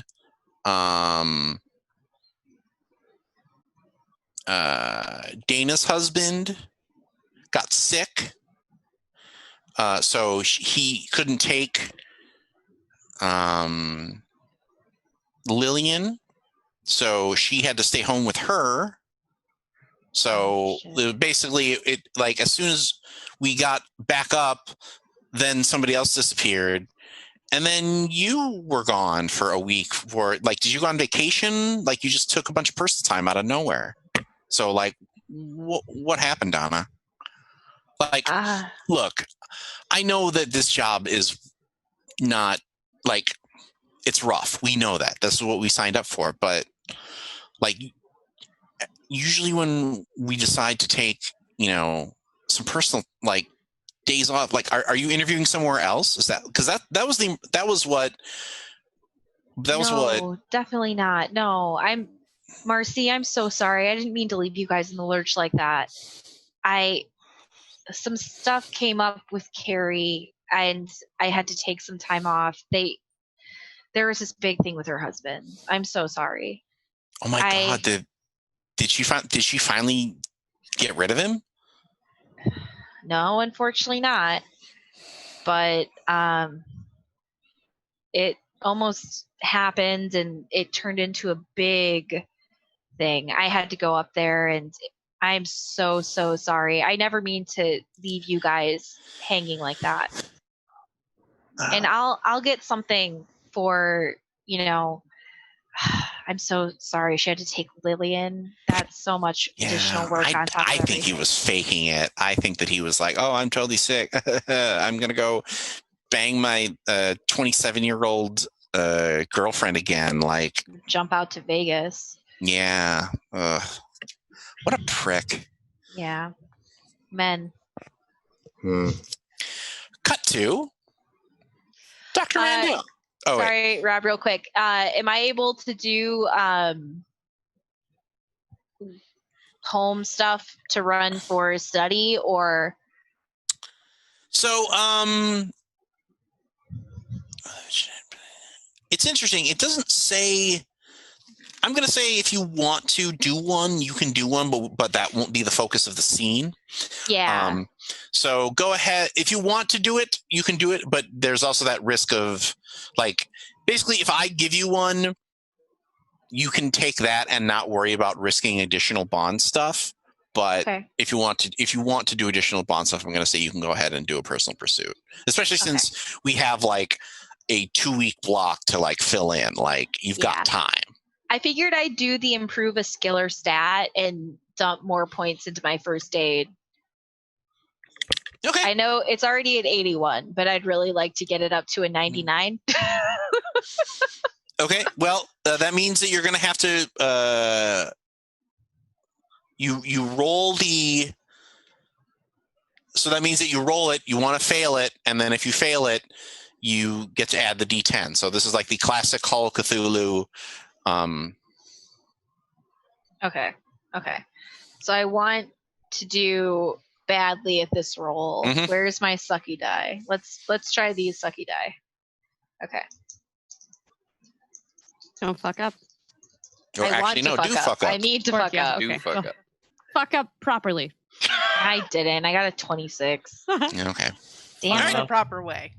Yeah. The test succeeds, add 1 to a skill, but nothing to a stat. Okay. So I'll just add 1. Was that word? At the bottom.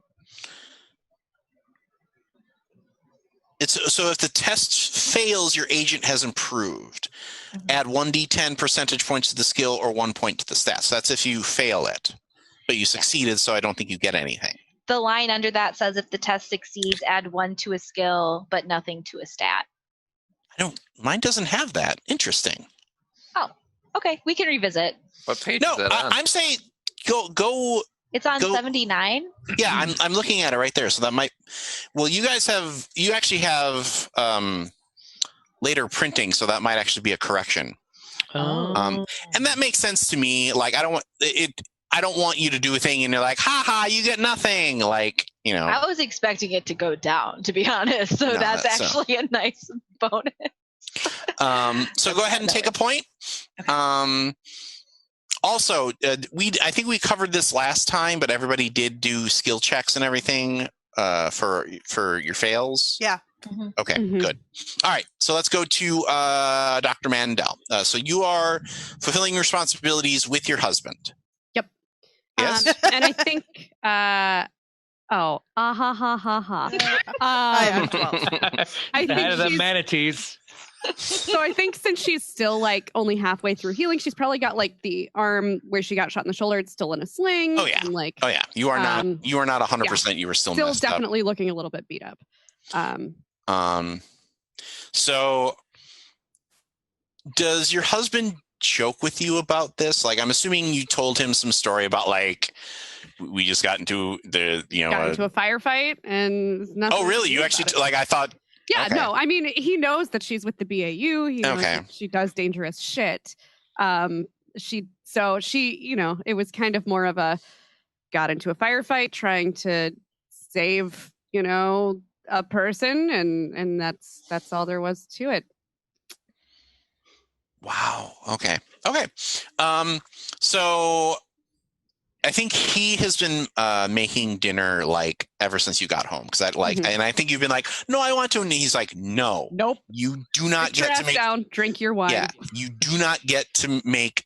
Well, actually, maybe this might be the first night where he's actually he's letting you drink wine because of your painkillers. Painkillers. Because he's like, no, because he's very like, I think he is like, he's being very like, you almost died. Right. Like, let me take care of you, okay? He's also wearing sweatpants.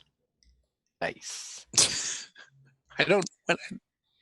In every romantic comedy, when the girl is struggling with her job, the guy's wearing sweatpants, he's cooking something, and he's like, Oh, boy. Let her go. I think got so. this. Look, he's an art therapist. I think he's come home from work and he's like doing so. He's wearing probably chinos. Chinos. And this is Mandy Patinkin circa Princess Bride. I looked it up. He was 35 in that. Right. So. Nerd. So young Patinkin. Mhm, All right. mhm. Mandy Young, if you will. Stinky. Boyding Patinkin instead of Mandy. Nope. Oh boy. That was good. I like that. And I'm gonna give that one a Nope. 10. Another Tens 10. across the Another board. 10. Nope. I need to get boards now so I can rate your guys' puns. You in could real use them to time. practice your math as well. I can count to 10. Luckily, it's subtraction that I have problems with. Or as some call it, Blooded. reverse addition. I'm gonna stay out of this.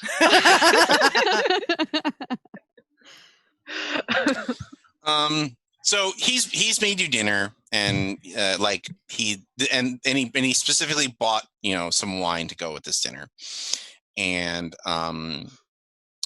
he's drinking the wine with you too, and so he sits down and he's like, okay.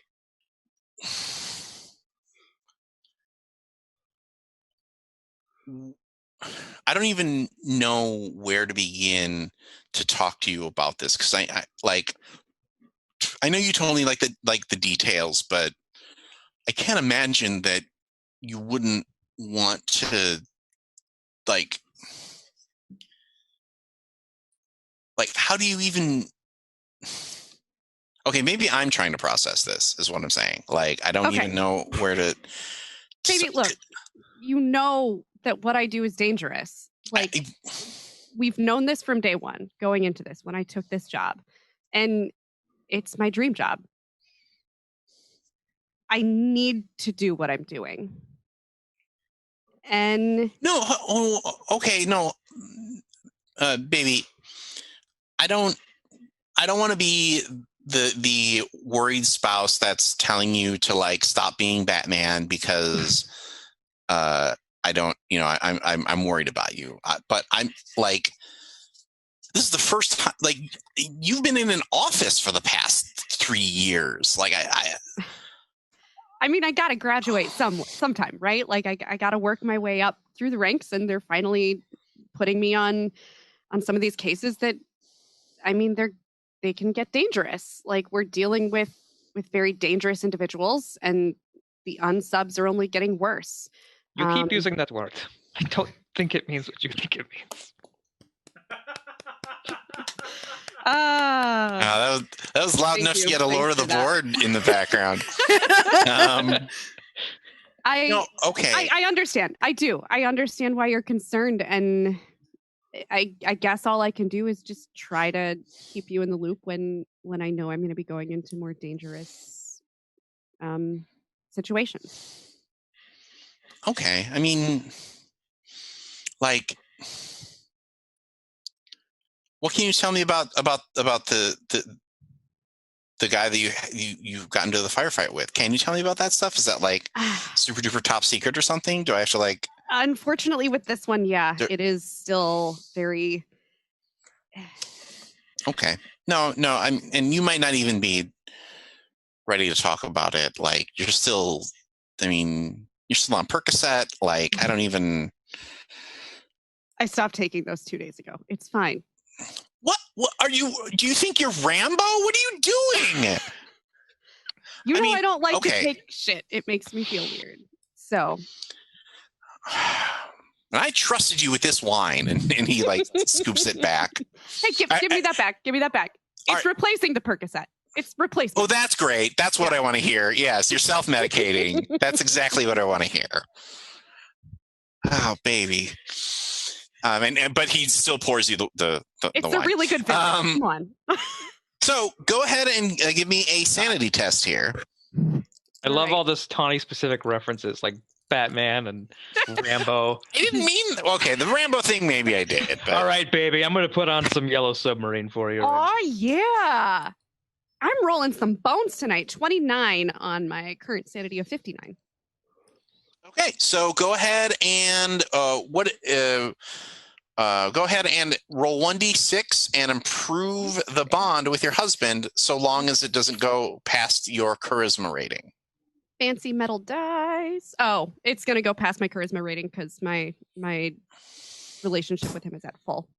Oh, okay. So I'm going to say. Anyhow, I rolled a 6. Okay, well, yeah, you and your husband are still in love. Hooray! We're tight.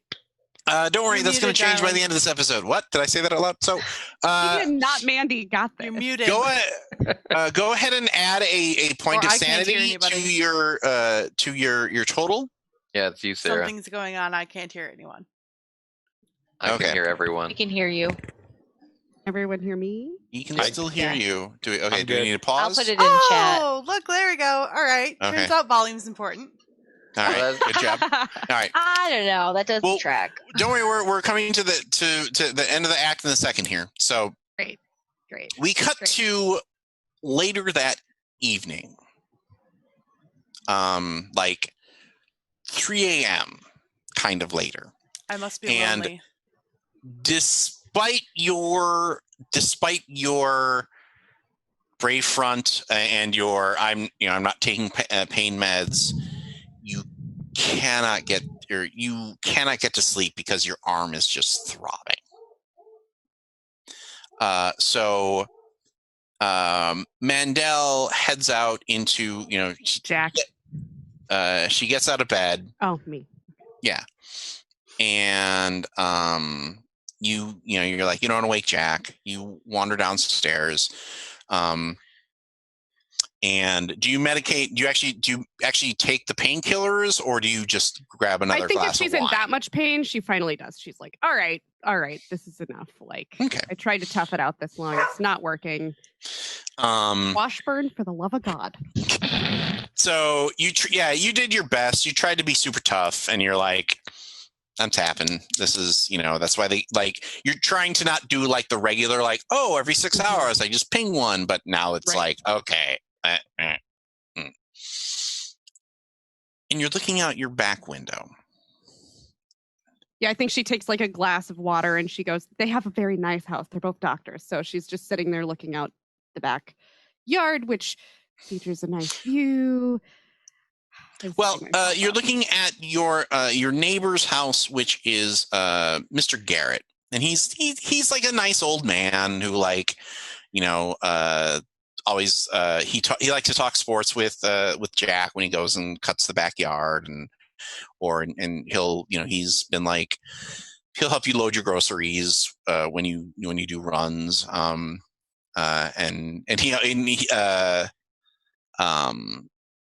he always likes to joke about how he's like, please don't hit me because I'm still a feminist. And then, he will take the groceries and bring them in. But tonight at 3 a.m., you see Mr. Garrett walking into his house with a pair of trash bags slung over his shoulder. And as he's putting the keys in the lock, something slides out of one of the trash bags. You recognize it. It's birthday cake. It's the wine bottle from earlier this evening. He's digging through my trash? And that is where we end our current act for Delta Green. Nope. We'll be back in just a few moments for our tiny little one-act mystery involving Teaspoon's neighbor going through her trash. We'll see you then. We're good. And welcome back to our third act of Okay, so why is this asshole going through my trash? I have to finish my introduction, Tawny. I mean, come on here. So, now I have to start over. So, welcome back to our third act of our third episode of Delta Green. When we last left our agents, Dr. Mandel saw Wilbur Garrett, her lovely next-door neighbor, apparently going through her trash and taking some of it into his house. Now, I will say that you probably did not do anything immediately because, like, the drugs hit, and you were like, okay, I can't. I think probably what I did is like I assumed that I like fever dreamed it. So in the morning, I get up and like go out to our trash bins and just like, okay, so the trash from last night's dinner, is it there? No. So yeah, that cements it. So now my question is, do you go boldly forth by yourself, or do you, I don't know, call upon some people who help you deal with weird shit? I think the first thing I do is like I remember what happened to Trip in Taxi. Yeah, but I check in with Jack, and I'm just like, hey, I know I've been out of town for a little while. Has Wilbur been like weird lately? No, he's been great. I mean, I think he was a little down because the Washington football team lost. Right, that one. But yeah, why did you have? Nah, it's probably nothing. Don't worry about it, babe. Okay. I'll see you after work. Okay. All right. All right. Love you, babe. Love you too. Yes, tidings. Question. So if this was a movie, would this be the same actor who played the guy who did the secret meeting with Tony? Oh.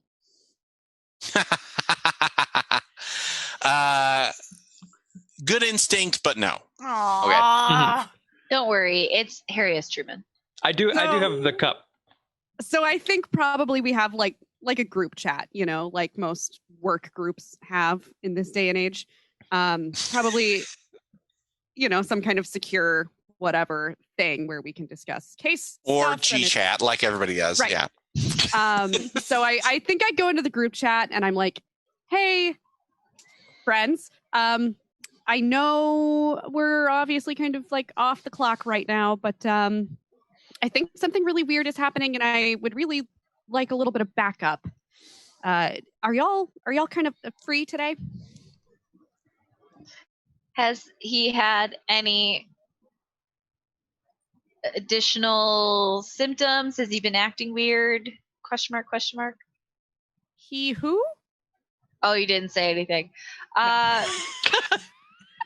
Shit. I didn't know Trip was psychic. Meta crept in there. Give me LOL is an emergency question mark. So. Well, Trip is only psychic because the traveler injected its babies into her face. Oh, so that's right. Makes sense. Yeah. Gross. Classic genetic psychology, right? It's a joke until it happens.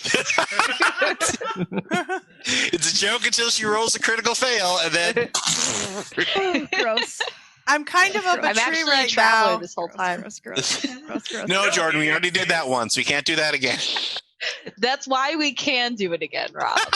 Nobody ever expected the double second fake time. reverse.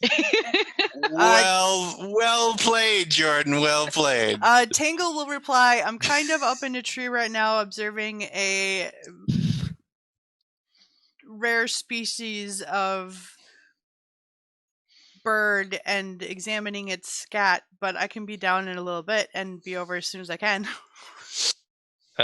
Yeah, I text her. Just sent the kid off to school. I'm available the rest of the day. If I it's sent a YouTube related, video of somebody doing like a little jazzy scat in reply to Tango's message. Well done.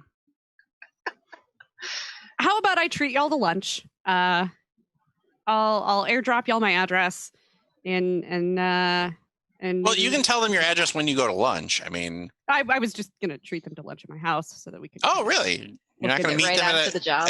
okay. I mean, we're fixing to like break in next door, so Yeah. I'm assuming. Yeah. Are we going to enter her house? He's like, I'm so glad you're here. I already set up a bunch of security cameras in all the windows. Step back from them. No, but I definitely order in from like my favorite deli or whatever, and like have everything all set up. Okay. So yeah, we cut to the gang all together. I didn't realize our friendship made it this far. Well, this is probably the first time that you have all met outside of like a Miss Green briefing room. Mm-hmm. So there is a kind of a moment of like there is that sort of feeling of like, wait, did we become real friends that are not just work friends now? Like, is that what this is? It's like seeing roller derby people without their helmet on. You're like, wait, you're okay, yeah, all right. Or Now I seeing a remember teacher at the grocery store. Right at the deli, you're like, Or at the "You bar. eat?" That's Or weird. Bill Burr's joke You're a of like human? saying so without their beard, and we're like, "That's your chin? Wow!" Yeah. Seeing Teaspoon in her house slippers just changes your perception about a person. I don't think Teaspoon has house slippers. She Oh, you do. barefoot, totally barefoot. No. What? You've got slippers. Yeah. You've totally got slippers. Don't tell Johnny how to play her characters, everybody. Okay. What weird home thing do you have? Do you have like a robe that you Do we walk need to around message in? Mandy Patinkin to see if he has slippers? There's No, she's got a- always one thing. She's got a kimono. Do you want us all to remove our shoes and socks? That's a I good mean, question. shoes would be great, please. But socks are fine. I mean, socks are. Fine. Do you have a boot scrubber? Because I don't want to get any. Should I take them off before I step inside the house? Sure. I mean, I got one of those robot vacuums. It'll be fine. Really. Do you have any? Really, do you have any it's fine. pets? I think we have a cat. So, I yes, I put there's, plastic slips on my shoes instead of taking my shoes off. You just pull them out of your pocket. Yeah, I out of love my it. purse. okay then. So anyhow, Where's your the kitchen's kitty? this way. He's kind of skittish. He's running around here somewhere. What's his name? Aw. Is it him or her? Inigo. What kind of breed? He's a mutt. I don't know. Long car? Long cat car, mutt. short car? Mutt cat. What Anyhow, color? Is he orange one? he's gray. He's running around Where's here your somewhere. bathroom? I He's a swear. gray one. The cat in the bathroom? So hey, there's food in the kitchen. Let me small tour. Look, this is my house. The house is very cozy, but like covered in Jack's art. He's a painter. Welcome. If you need the restroom, it's through there. But otherwise, here, lunch. Y'all, my neighbor was going through my trash last night. What? How's your medication been? Fine, I guess. I think she was asking if you're on drugs. Have you been experiencing any side effects? Okay, Paranoia so is sometimes a side effect of. So I haven't been taking them for a couple of days, and then I woke up last night and my arm was really hurting, so I took one. And then I was sitting here, the window. I was sitting at the window there, and I was drinking the water, and I saw him with our trash bags, and I could tell it was our trash bags because Jack brought home a really nice bottle of wine last night, and the bottle fell out, and I recognized it, obviously. My first thought, right, is, fever dreams, right? Like you took the Percocet, you see the things. I checked the trash this morning, and it runs on Tuesdays, and it's not there. So either Jack is like taking our trash to work with him, or I actually saw Wilbur taking our trash last night. Are the into trash- his home. Are the trash bins still out there? Yep. Are his there too? Yes, Can I root through his trash? I suppose you could. Are they Maybe next to he each was. other? Maybe he was collecting it because he wanted to get the bottle, but didn't want to go through the trouble of getting himself messy through going through all of it. So he took the whole thing so he could get the bottle, and he was going to make you guys a cute little craft thing because you guys are his favorite neighbor. I'm pretty sure We're it's not illegal to quite- go into somebody else's trash can. Okay, just No, thought it's I'd not. throw an idea. Not. It's Just not? That's why people shred things. Yeah, it's completely Yuck. legal. It's That's why- weird. that's why- Some cans. That's why Private Eyes, one of their big things to do is to grab somebody's through people's trash because trash. you can track what they're doing by what they throw away. Yeah, it's gross. It's Yeah. weird. It's gross, but it's And absolutely remember- effective. And remember that particular news story I shared today? Oh boy, thank Ew. you for that. Gross. So- Anyhow, I really don't think that that's what he would be doing because we just don't have that kind of relationship. Oh. He's a good neighbor, but like not on that level. Like I think Jack gave him one of his paintings for like his birthday last year, but like, you know, it was just like he paints, he just has a lot of them. I don't know, man. It was really strange, okay? And I'm very uncomfortable and I thought that maybe he was digging into some of the things we've been doing for, I mean, not that I would be so indiscreet as to throw away work things here at home, but you know, you never know what people might think. Well, he's your neighbor, right? Yes. So do you know him well? Do you I mean, converse? reasonably, sure. What's his job? He's an office guy. He does office stuff. So he's not home right now? No, that's one of the reasons I was like, let's do it now. It's the middle of the day, right? Like he's at work. I immediately go out and check his trash. Okay. Do you guys know if he has like any security set up? I feel like that's something I would know. Rob. It's like a pretty nice neighborhood. Does he have like home alarms? Yeah, he probably has a home alarm, and You guys probably have a key to his house. I would assume like we've got a spare key or something. Yeah. You know, like no. No? Now that you think of it, like that's weird. That is weird. Like, I mean, because he was Wilbur was here when you guys moved in. You know what? Probably like 5-6 years ago. So he's been here as long as you've been here. And now that you're like, wait, no, he never did give us a key, which is odd. Tony, I want Bowman to give me a search roll going through the trash. Okay. While he's rolling, Teaspoon. You gotta be Is he in the fucking kidding HOA? me. I don't think It's we would just live all in a place ketchup. with an HOA. Okay. So go ahead and mark that as a fail. What gave it away? The fact that you said, "Oh," you have negative poker face, or like you gotta be fucking kidding me. Okay, yeah, nothing, like, you know, you're Out of the ordinary. nothing out of the ordinary. No, like, you know, I missed it by 3 again. So Ah. okay, yeah. Nothing out of the ordinary. Seems like an old man's trash. okay. Well. All right. Bunch of mayonnaise. I confer So that then much. to Ellis, and I say I went through there. I didn't see anything out of the ordinary. I didn't see any at the bottle in question. I don't know where you want to proceed from here. Yes, Tango, you seem to want to do something. Yes. What would I use to figure out where he might be hiding his keys? Like, would that be a hume int, or would I just search? Does he have a giant key with a rock hidden in it? That's kind of what I was... Maybe a Giant- rock, giant rock with, with a a key key hidden in in it. it. A hide a key. Is he the Or a is key he with a the rock hide in key it, kind of there's- guy, or is he the kind of, like leave it under the doormat? Does he have it like tucked up on top of one of the? Or is it just not on... Yeah. I love not that you're locked? all like, he's got to have a spare key. I'm going to say that's probably, because you've never met him, so I'm going to say that's going to be a search. Okay. Could I use hume int to try and weasel that out? Well, let Yeah. Tango take the lead here, and then we'll maybe back up. Oh, that is... I couldn't even find the door. So go ahead and mark that fail.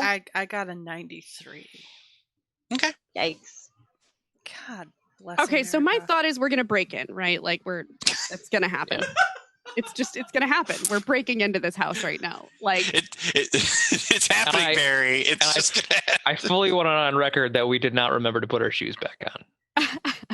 I didn't.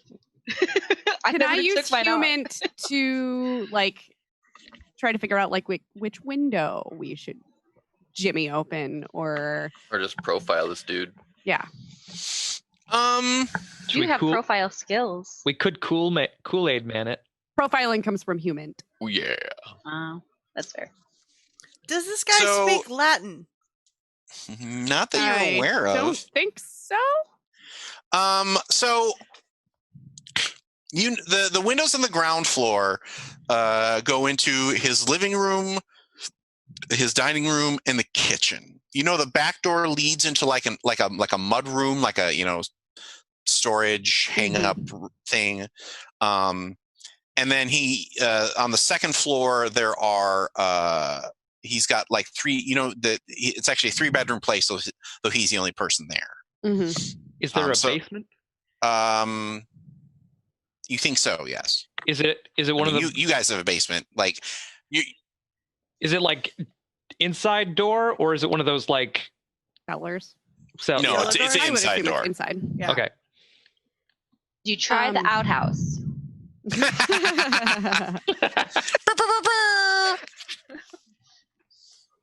All right. I really hate to do this, but we have to figure out why he's digging through my trash. No, it's fine. Like, We just gotta figure out how to get into his house. Do you have an extension ladder? What? Are you I'm gonna sure we shimmy down the do. chimney? There's But I less could likely probably the get us second in one floor of the doors or windows windows. will be locked. I could probably get us into one of the doors or windows. Whoa! Wait a second. Would survival be picking locks? Because I don't see anything else. I'd Or- like. Can I int and see where he might have a key or like? You're probably not going to be able to human your way through a key. That's more of an insight, like like if you're talking to him. Mm-hmm. As far as breaking in goes, I think that's going to be under artillery. No, just kidding. Oh, it would work. Yeah. I mean, Ethan does have a point. It would work. So with demolitions, but I don't think that's necessarily the best route for us to go. I feel like stealth is actually also kind of covers like B&E type stuff. Oh my god! I rolled a 2. Anybody I Based got on it. its description. I got it. I Okay. rolled a Nice. 2. Well, where are you going in? Just the back door, because it's probably Connie, the easiest to do. You don't have kids, do you? No. Okay. Nope. You've been over here. You would know. I mean, Salvador and Washer and Oh, Pablo are basically children. Weirdos. But We don't know what you guys keep in your attic, so Good point. I have been up there. Halloween decorations. I heard noises. Were there toys in the attic? Boom! Aerosmith reference. Okay, so Love an elevator. Sorry, go ahead. Tango, Yes. you are like, okay, I'll go through the back door. That should be easy enough. And you stop because the back door has like 3 deadbolts on it. Mariah? It's really fucking. And you go around to the front and it's just like the standard, like one standard, deadbolt lock in the front door. Now we're going in the back door then, definitely, man. That's weird. Well, no, the back door is the one that has all the locks on it. Yeah. The front door is the one. Okay. Yeah, because if we go in the front door, Neighborhood Watch is going to know, and everybody's going to be like, oh my god, somebody's trying to get into somebody's house, and it's going to be Baby Dawn all over again. And it looks like it's easier, but a guy with 3 deadbolts on one door might do something to the easier looking door. That we Mhm. didn't know about. Man, that sucks. Plus, I rolled a 2. All right. Well, that's so the 2 basically means like I was giving you more of an assessment of like, okay, Oh, because it's The going to take easier like way to get in. if you pick, you can pick those locks, but it's going to take a while as opposed to like, I'm just going to pop open the back door. Oh, we got So time. you can still do it if you want to take time. Yeah, I mean, if everybody's okay taking a little bit of time, I'll just do it that way. Okay. I'm assuming I have some general idea of what time he gets home from work, and like, Yeah, like he and we should be definitely gone. need to be done before Jack gets home. Because Right. Who gets Honey, home? why were you in the neighbor's house? So I will even people? give you the option, Tony. Who comes home for? Who is the bigger ticking clock? Is it Jack? Does he come home first, or does Wilbur come home first? I think it's probably Jack. Okay. Just because I assume like an art therapist schedule is going to be a little more flexy, Mhm. whereas business office man is 9 to 5. I don't know. Okay. So it takes about 30 minutes for you to get through everything. And you pop open the back door. Ta-da! It opens up. Who's coming with you? Is it just you? Oh, I'm Going. so in. Okay. Everybody's piling in. So Rocks falling. Um. I'm going to take watch at the. Well, we have to see what's going in, but my intention is to get into the front of the house and keep an eye on the street. Okay. Is So- anybody is anybody good at talkie in case someone? So in here, like this leads into a mudroom where like his coat, like basically all his winter coat stuff and like umbrella and shoes and all that stuff is located. And there's a door leading out into a hallway, and if you turn right, that leads down to the front door. There are 2 additional rooms on that right-hand side.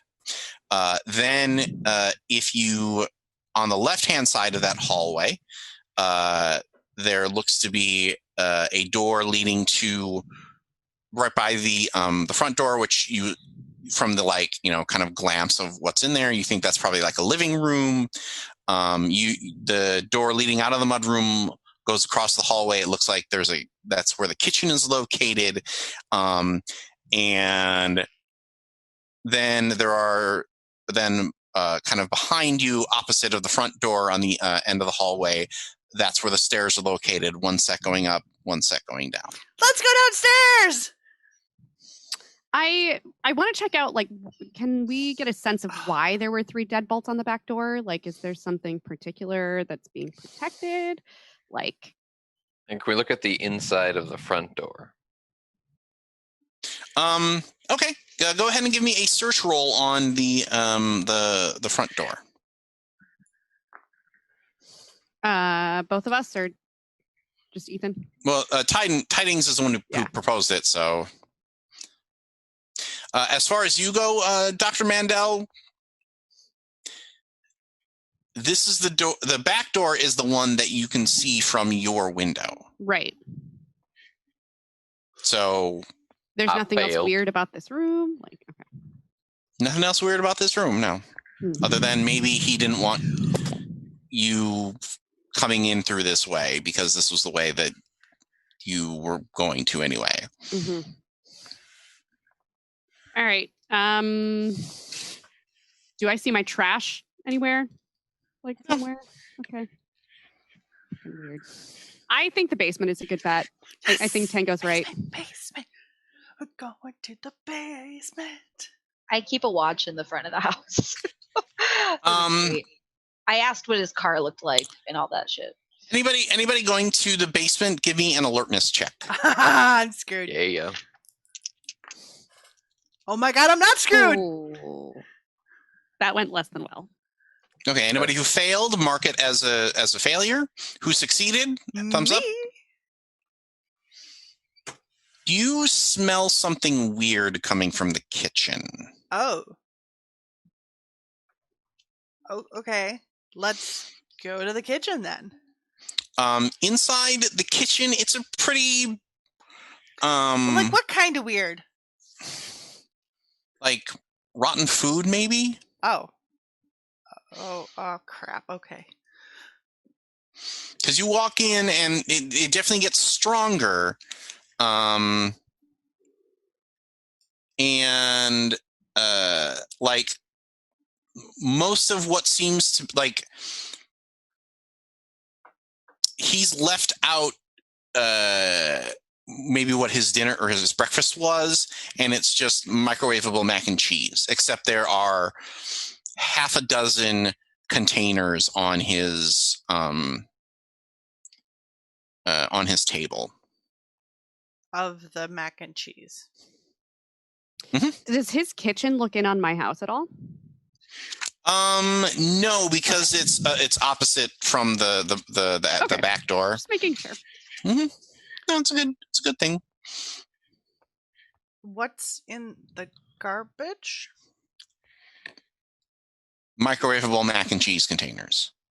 What's in the freezer? It's a head. No. The freezer is empty. What's in the fridge? The fridge is empty. Your neighbor's a pod person. I don't know if I would go that far. I bet you maybe he's got like a, one of those big chest freezers in the basement or something. Can Right? I roll- Like that would make sense. Can I roll on the cult to know if this rings any Brand bells is- about alienness or something? What's your cult rating? 41. Nothing specific along those lines. Would Int give me any insight? Or on, unnatural. Like I know obviously he's an old lonely man, whatever, but would that give me any sort of insight on? This kind of reminds you of the times that you have been on stakeouts. Mm-hmm. Yeah. Where you just kind of, you're more focused on watching something, so you're just sort of shoveling in quick, easy meals. Are we still going down to the basement? I think yes. Okay, because that's. I'm While you excited. guys are going to the basement, I think I'll do the opposite and go upstairs. Okay. I think hey Taxi, can you just make sure you check the rooms that look over on my house? Just see if. Oh yeah, I'll check those Thank more you. thoroughly than the others, or first, or whatever. Okay. Where do the windows in the kitchen look out to? Do they look across the street? They look over to the next house over. So T-Soon's house, Garrett's house, and then the next house over. Okay. So you're going upstairs, Bowman. Let's keep you going here. Okay. So it looks like there were 3 bedrooms upstairs. Mm-hmm. There is it seems like they kind of all 3 of them, the doors are shut. Okay. So there's the farthest one, the middle one, and the closest one to the stairs. Which is there anyone that you're going to first? Closest one I don't know if they all are, but closest one that's facing her house. They all face, but Okay, the windows are actually in the hallway. Okay. Okay. Wait, that doesn't make just sense. to double check, you said the windows are in the hallway? So, okay, there are windows in the hallway, and that's what looks out on Teaspoon. Oh. Rooms I on thought this you side. meant there was windows from the the hallway bedroom looking into the hallway. bedroom. No. So the stairwell and the hallway. And the external wall. Yeah. Gotcha, Okay. Gotcha. 10 I'll floors. I'll recreate the creepy house on The Sims, and I'll send it to you. Okay. But yeah, I think I just go if there's nothing strange about any of the doors, like a light or a weird spikes. lock or spikes. I mean, if none of the doors stand out, I check them in order. But if there is a door that has something interesting about it, like a special lock or anything, I think I'll focus on that. So the first door you open up, Mhm. and it looks like it's a bedroom for like a married couple. Okay, I'll make note that Mandel Teaspoon made no note or no mention of a wife. So, Well, even the pictures on the wall are like older of this couple, but well, the guy in the pictures is Asian. oh, would that strike me as weird though? If I've never known the guy? Well, I feel like the guy's name is Wilbur Garrett. Okay. Yeah. Okay. Like you, I feel like you're like, no, that's not the same guy. Okay. And then the second room is a kid's room, and there's and more so in this room than the first room, there's a layer of dust over everything. Oh my God, he murdered the family that lived here so that he could spy on me, and he's been doing it for 6 years. Or he rented out the home from a couple who lost their child. There's 3 bedrooms. Or maybe the third room? You want to keep going? Yeah.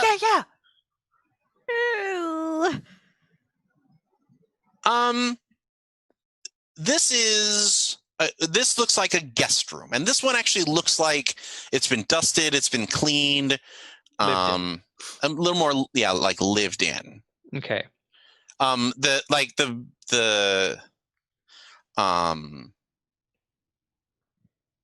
There's a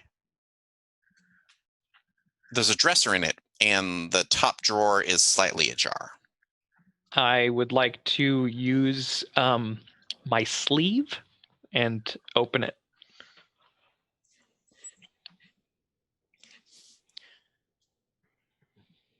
You hear a thump.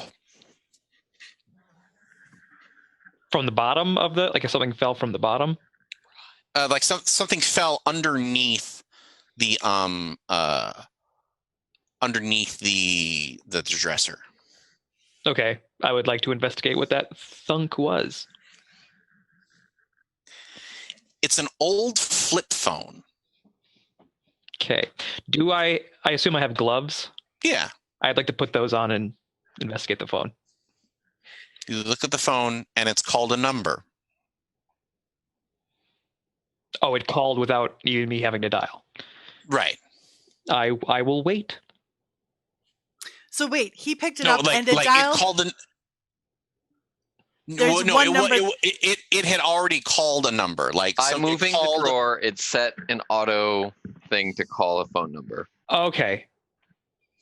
And somebody answered it, and then it was like a 1-second call. Okay. I don't actually hang it up or anything. I just no, it already hung up. Like basically when you picked it up and opened it, it said like one call, like missed one call, and the phone dialed out to somebody. Okay, I take it with me and I run downstairs, immediately inform them. Okay. So in the interim, basement. Yay! Damn it, taxi! What's in the icebox? What's in the icebox? No, I literally would have done the same thing. The icebox is a freezer. I'll take a ringing phone over a. Yeah. Any day. Podcast listeners, I hope that was a good impression. It was pretty good. It felt. I felt it. Visceral. Yeah. It was okay. So, what's interesting is that the basement door has a similar lock configuration, though it's on your side, so you don't have to ask about the hinges. So it's locking something else down there. Yes. Like an entire family. Maybe. Do you proceed? Yeah. Yeah. Can I look for a laundry chute? How long have you lived here, Teaspoon? It'll be 6 years next month. Yeah. Since we bought the house, it's been a while. There is one underneath the stairwell going up. I'm feeling violated. It is probably not big enough for you to fit through. No, I was wondering if I could dangle something down there, like a what? rope or a shirt or something, to see if anything reacts. So you're going to stick your arm in the chute? Throw down one of the mac and cheese things. That is a good idea. God, he's going to know we were here. You hear spunk. Nothing happens. All right, I'm going in. Yeah, let's do it. Okay. Downstairs, you find puppies. Yeah. Terrarium. So you hit the switch to the stairs, or do you hit the switch to the light? Oh, yeah. Yeah. I'm not going down there in the dark. Totally. Well, that's too bad because the light doesn't turn on. Yay! Great. I definitely pull out like my cell phone and turn on the flashlight. Okay. And you look at the stairs and they are in terrible repair. Ooh. Like there's even one that like only like half of it comes out and the rest is just jagged board. I will Rob, very carefully make my way down. Give me a Dex +5 roll, please. Dex +5. Should I do? I'm sorry, Dex ×5. Okay. Anybody who wants to go down the stairs needs to make this roll. Please make the roll. Oh yeah, I rolled a 5. Woo! I got a 27. I made it. I can do stairs. I'm special. Is it a hell puppy? What's that? Is it a hell puppy? No. Oh. There is so you as a side note, I just rolled a 99. to come down the stairs? Yeah. Okay. Ooh. Appreciate the honesty.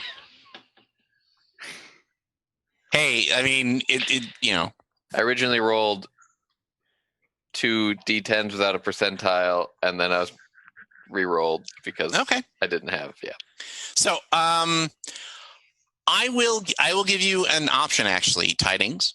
Do you take 1d6 damage, or do you trash the stairs that you are unable that you won't be able to use them to get back up? Take the fucking damage, dude. At this point, am I healed back up? You are healed back up. Yes, Okay. you're healed. Then I will take 1d6 damage. Oh, thank God. Roll low. Not YOLO, Rolo. You mean the candies, the caramel? Roll my Nexus dice from 2019. And it got a Nexus symbol, which is a 6. Oh, Ooh. nugget. Bud. I'm sorry. So good job on all of that healing. Good thing you have an additional week where Mandel is also having to finish up her Oh healing. yeah, my to heal arm is back still up. in a sling. BT dubs. Well, so Tidings comes crashing down through the stairs, and I think it's because Garrett is a spindly old man, and Tidings is pretty beefy, and it's just crunch, and he comes smashing down, and I think you might actually be injured. Let me look that up. It was less than half of my max hit points. So it was less? Okay, then you're fine. Yeah. Okay. Shit, Tidings, what the fuck? Are you okay? It's not water. He's not good at not water. Can we please go on a boat next time? I'm not great, but I'll be fine. Okay. It's not right, but it's okay. So I start looking around with my cell phone light. And you see nails. Fingernails or Wait, metal nails? Yeah. Metal nails. Okay. All right. Is he building a tunnel to your house? Drywall bucket. Oh. Wood. and then a brick, like a stone wall that comes in and cuts off the majority of the basement, and then a built-up wooden wall with a crawl space door. Oh, I opened the My door. God. So which hand are you using? My left one. Okay. You sure? Yes. You open up the door. Yeah. And there's like a small 2 or 3 foot portal, and the scent of rotten garbage wafts out and like slaps you in the face. Oh, so like visiting the Lincoln Yard. Okay. so he's just been stealing our trash and putting it in this crawl space? You don't know. You'll probably have to go in and check. All right, let's do it. It looks like Tango's taking the lead here. Is anyone going to stop her? Nope. Might be better if I go first. How you guys doing down there? There's a... It's smelly. Taxi has rejoined you at the top of the stairs. Yeah, I on my way, I was making a note of the phone number that it called in case we have to break it. I don't know if it's being traced, but I tell Agent Trip, we have to get out of here. We've been made. Let's double check if they don't recognize the phone number. It might have just called his office to let him know that we're here. Otherwise, he might just leave. I have a feeling that he doesn't know who's here, but he probably knows someone's in his house. Yeah. So, Tango, Yes. you make your way through the crawl space. There does seem to be a light bulb switch dangling. I'm gonna turn it on. Ka-ching. I'm gonna regret this.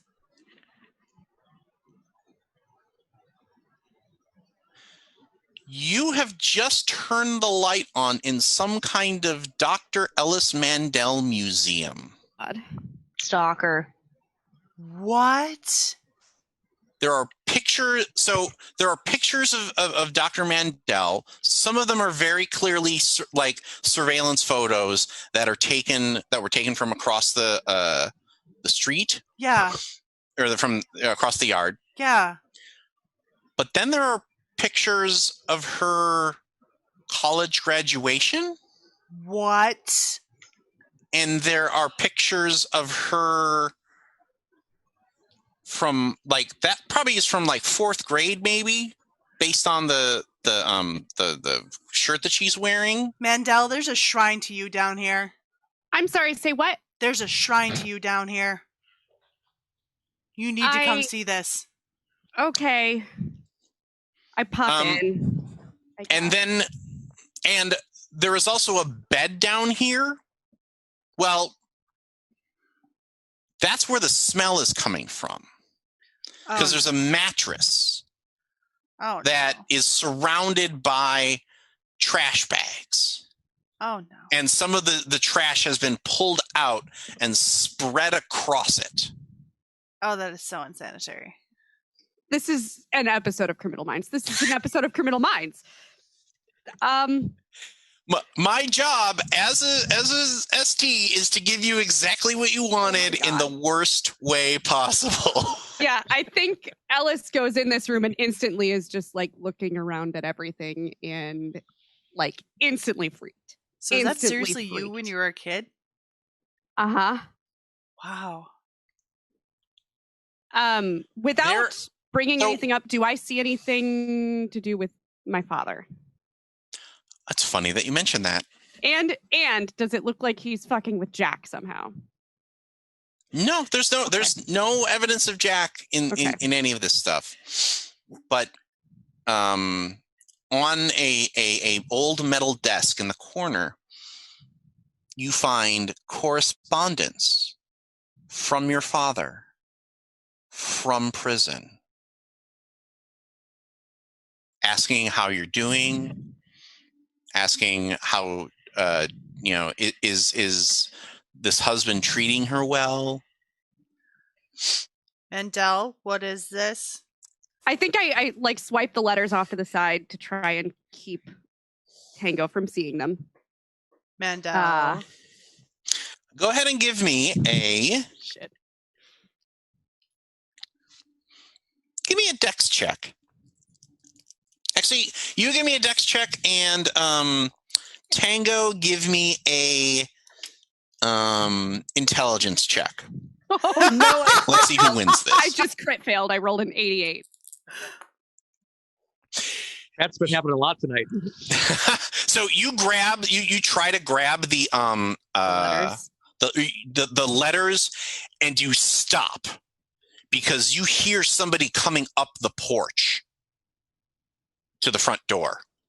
We gotta go. We gotta go. We gotta go. I grabbed the letters and like stuffed them like in the front of my jeans. Taxi and Trip. And I have like blocked the front door as soon as Taxi told me that we potentially were made. Like, yeah, you dragged like a chair out of the living room and like put it in front of the door. Yeah, and block, like make sure the blinds are down in the windows so they can't see it. So there's like you hear the lock off and the irk as the door hits the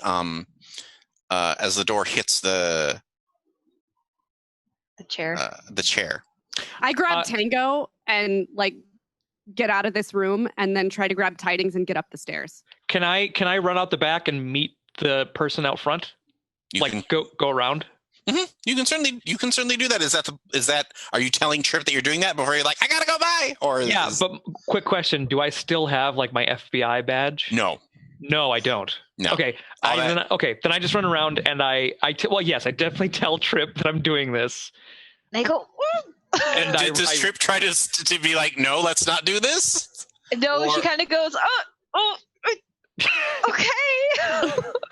And a lot of hand waving. I meet the guy at the front. Okay. I like start knocking on the stairs though in the basement, so they know like, come on. Okay. When you come around the door, Garrett like kind of stiffens and is like, oh, hey, hello, what can I do for you?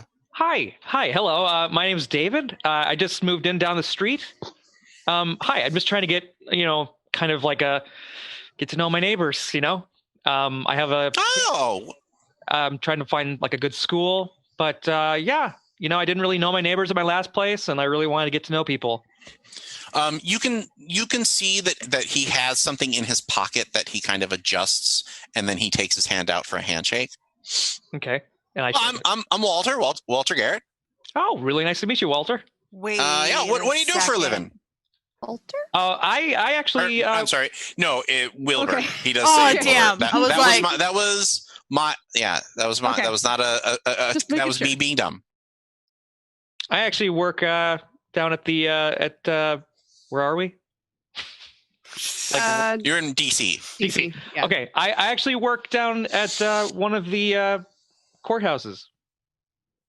Oh, okay. So you're like a lawyer? Paralegal, yeah. Oh, paralegal. That's nice. I thought about doing lawyer stuff, but I don't know. It's just too much. Too much. I don't want to have to go back. I don't want to have to go to school for that long. I had so I appreciate anybody who can handle all that legal stuff like that. That's just right by me, Meanwhile, inside. Coming up them stairs.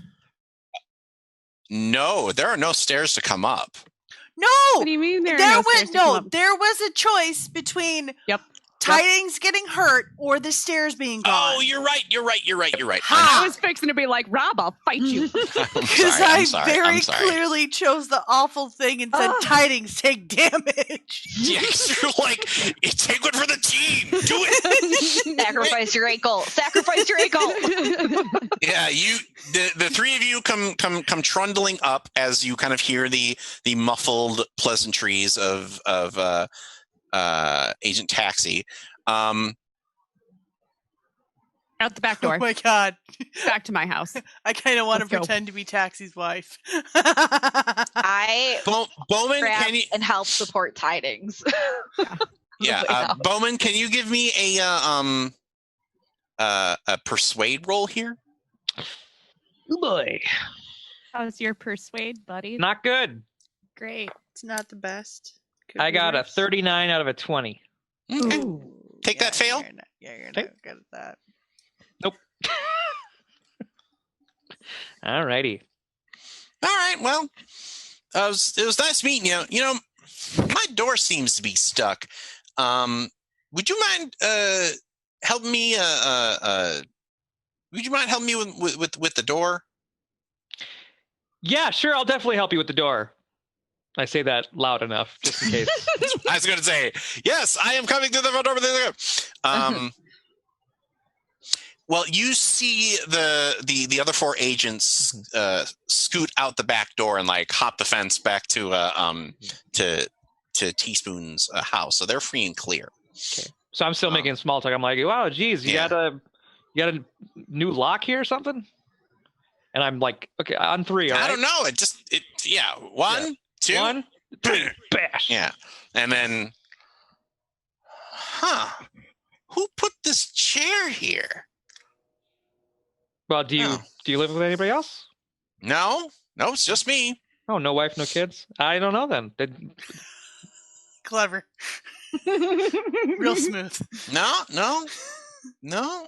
Can't help you with that one. You have I don't know. I hate to ask now that I've just moved in the neighborhood, but is there a lot of crime around here? No. This is a nice place to live. Very quiet.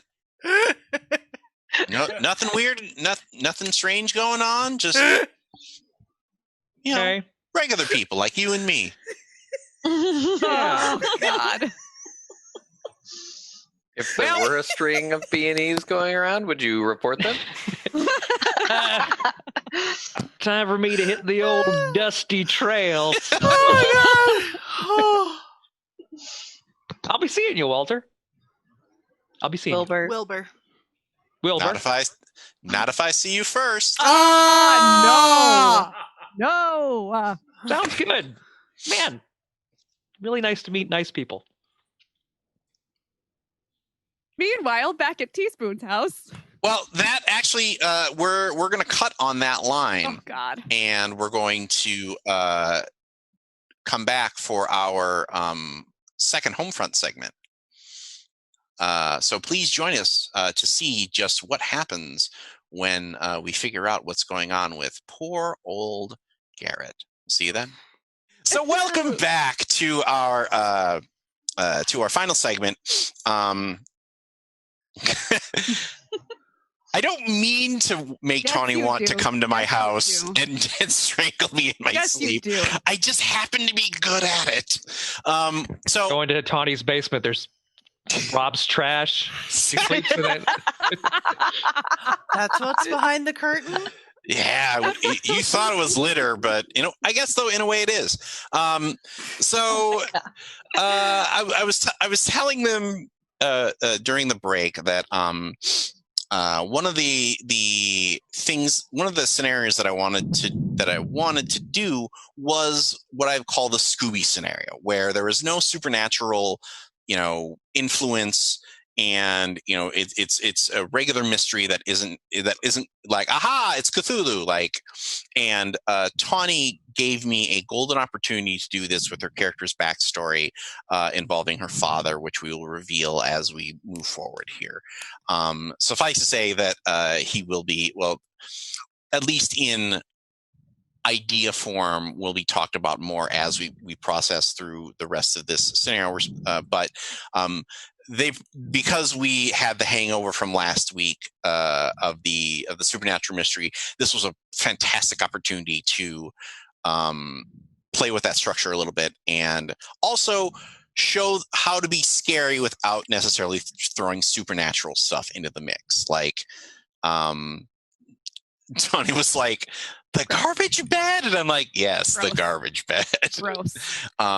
Gross. So what I would like for everybody to do would be to to add your +1s to your to any rolls that you failed here. The this plus session. one of shame. The good news.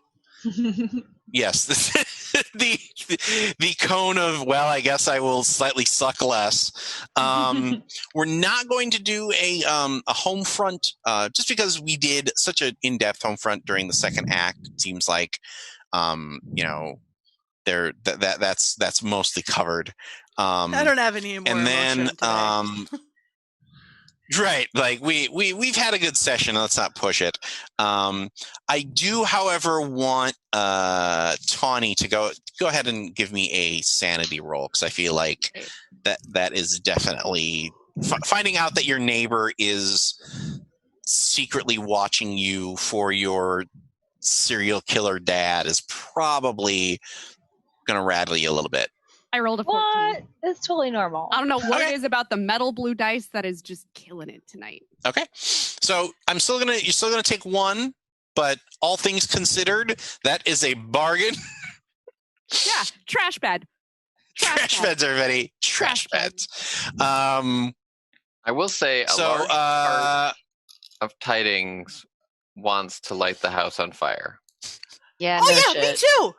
Test out your theory. Okay. Teaspoon would stop y'all from that. Just saying. Why? Well, that's the thing. Is we talked a little bit about we talked a little bit about this over the break. And Teaspoon is not actually going to like go to the cops or do anything different because now that she knows that she's being watched, it's a pretty classic counter surveillance technique of, okay, fine, you're watching me, well, I'm watching you, pal. And I think that that's what's going to move forward into the next phase. Of course, this also means that I can bring Wilbur back to be very creepy and threatening to her husband and all that good stuff. So Good news is I totally fooled him, you guys. Did you take the letters? Did not. I did. She did. I stuffed the letters down the front of my jeans to like run. Yeah. So Man, I wouldn't put anything that was in that room anywhere Okay. close to my own skin. Okay. It's not like I was carrying a bag. All right. I'm just saying, you got pockets, girl. I was gonna say T-Suit was kind of improvising at that point. Yep. So anyway, we will be back in 2 weeks for our next Delta Green case.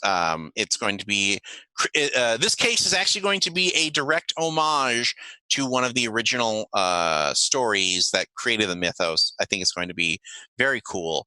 And it's not a Delta Green case per se, but it is one of the first Call of Cthulhu adventures that I played back in the day that I'm adapting for this particular scenario. Not so I think is it?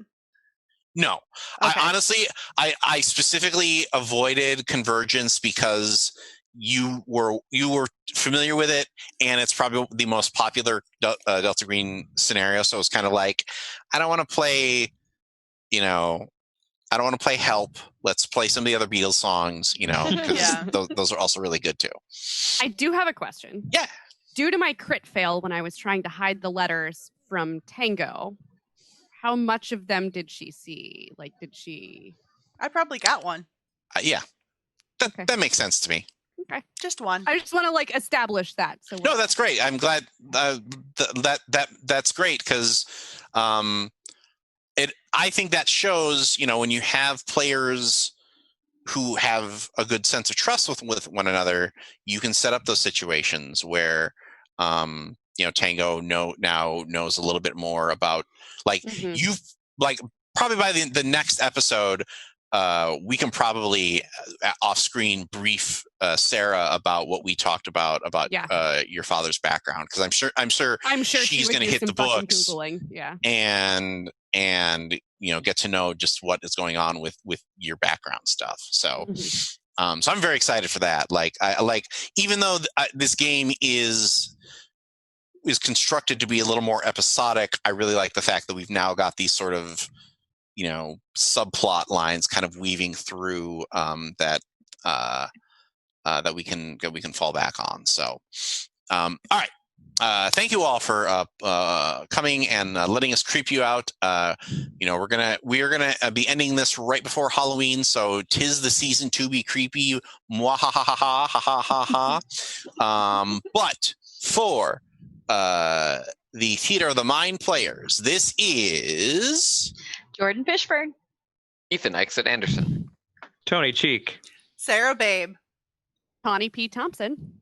and as always, our Lord of the Board. Brad Davies. Can't really gesture at him anymore. It's like From like- all of like- us here at Theater of the Mind Players, this is Rob Whelan telling you to wash your hands, wear your mask, Black Lives Matter, and don't as sleep in a always, trash bed.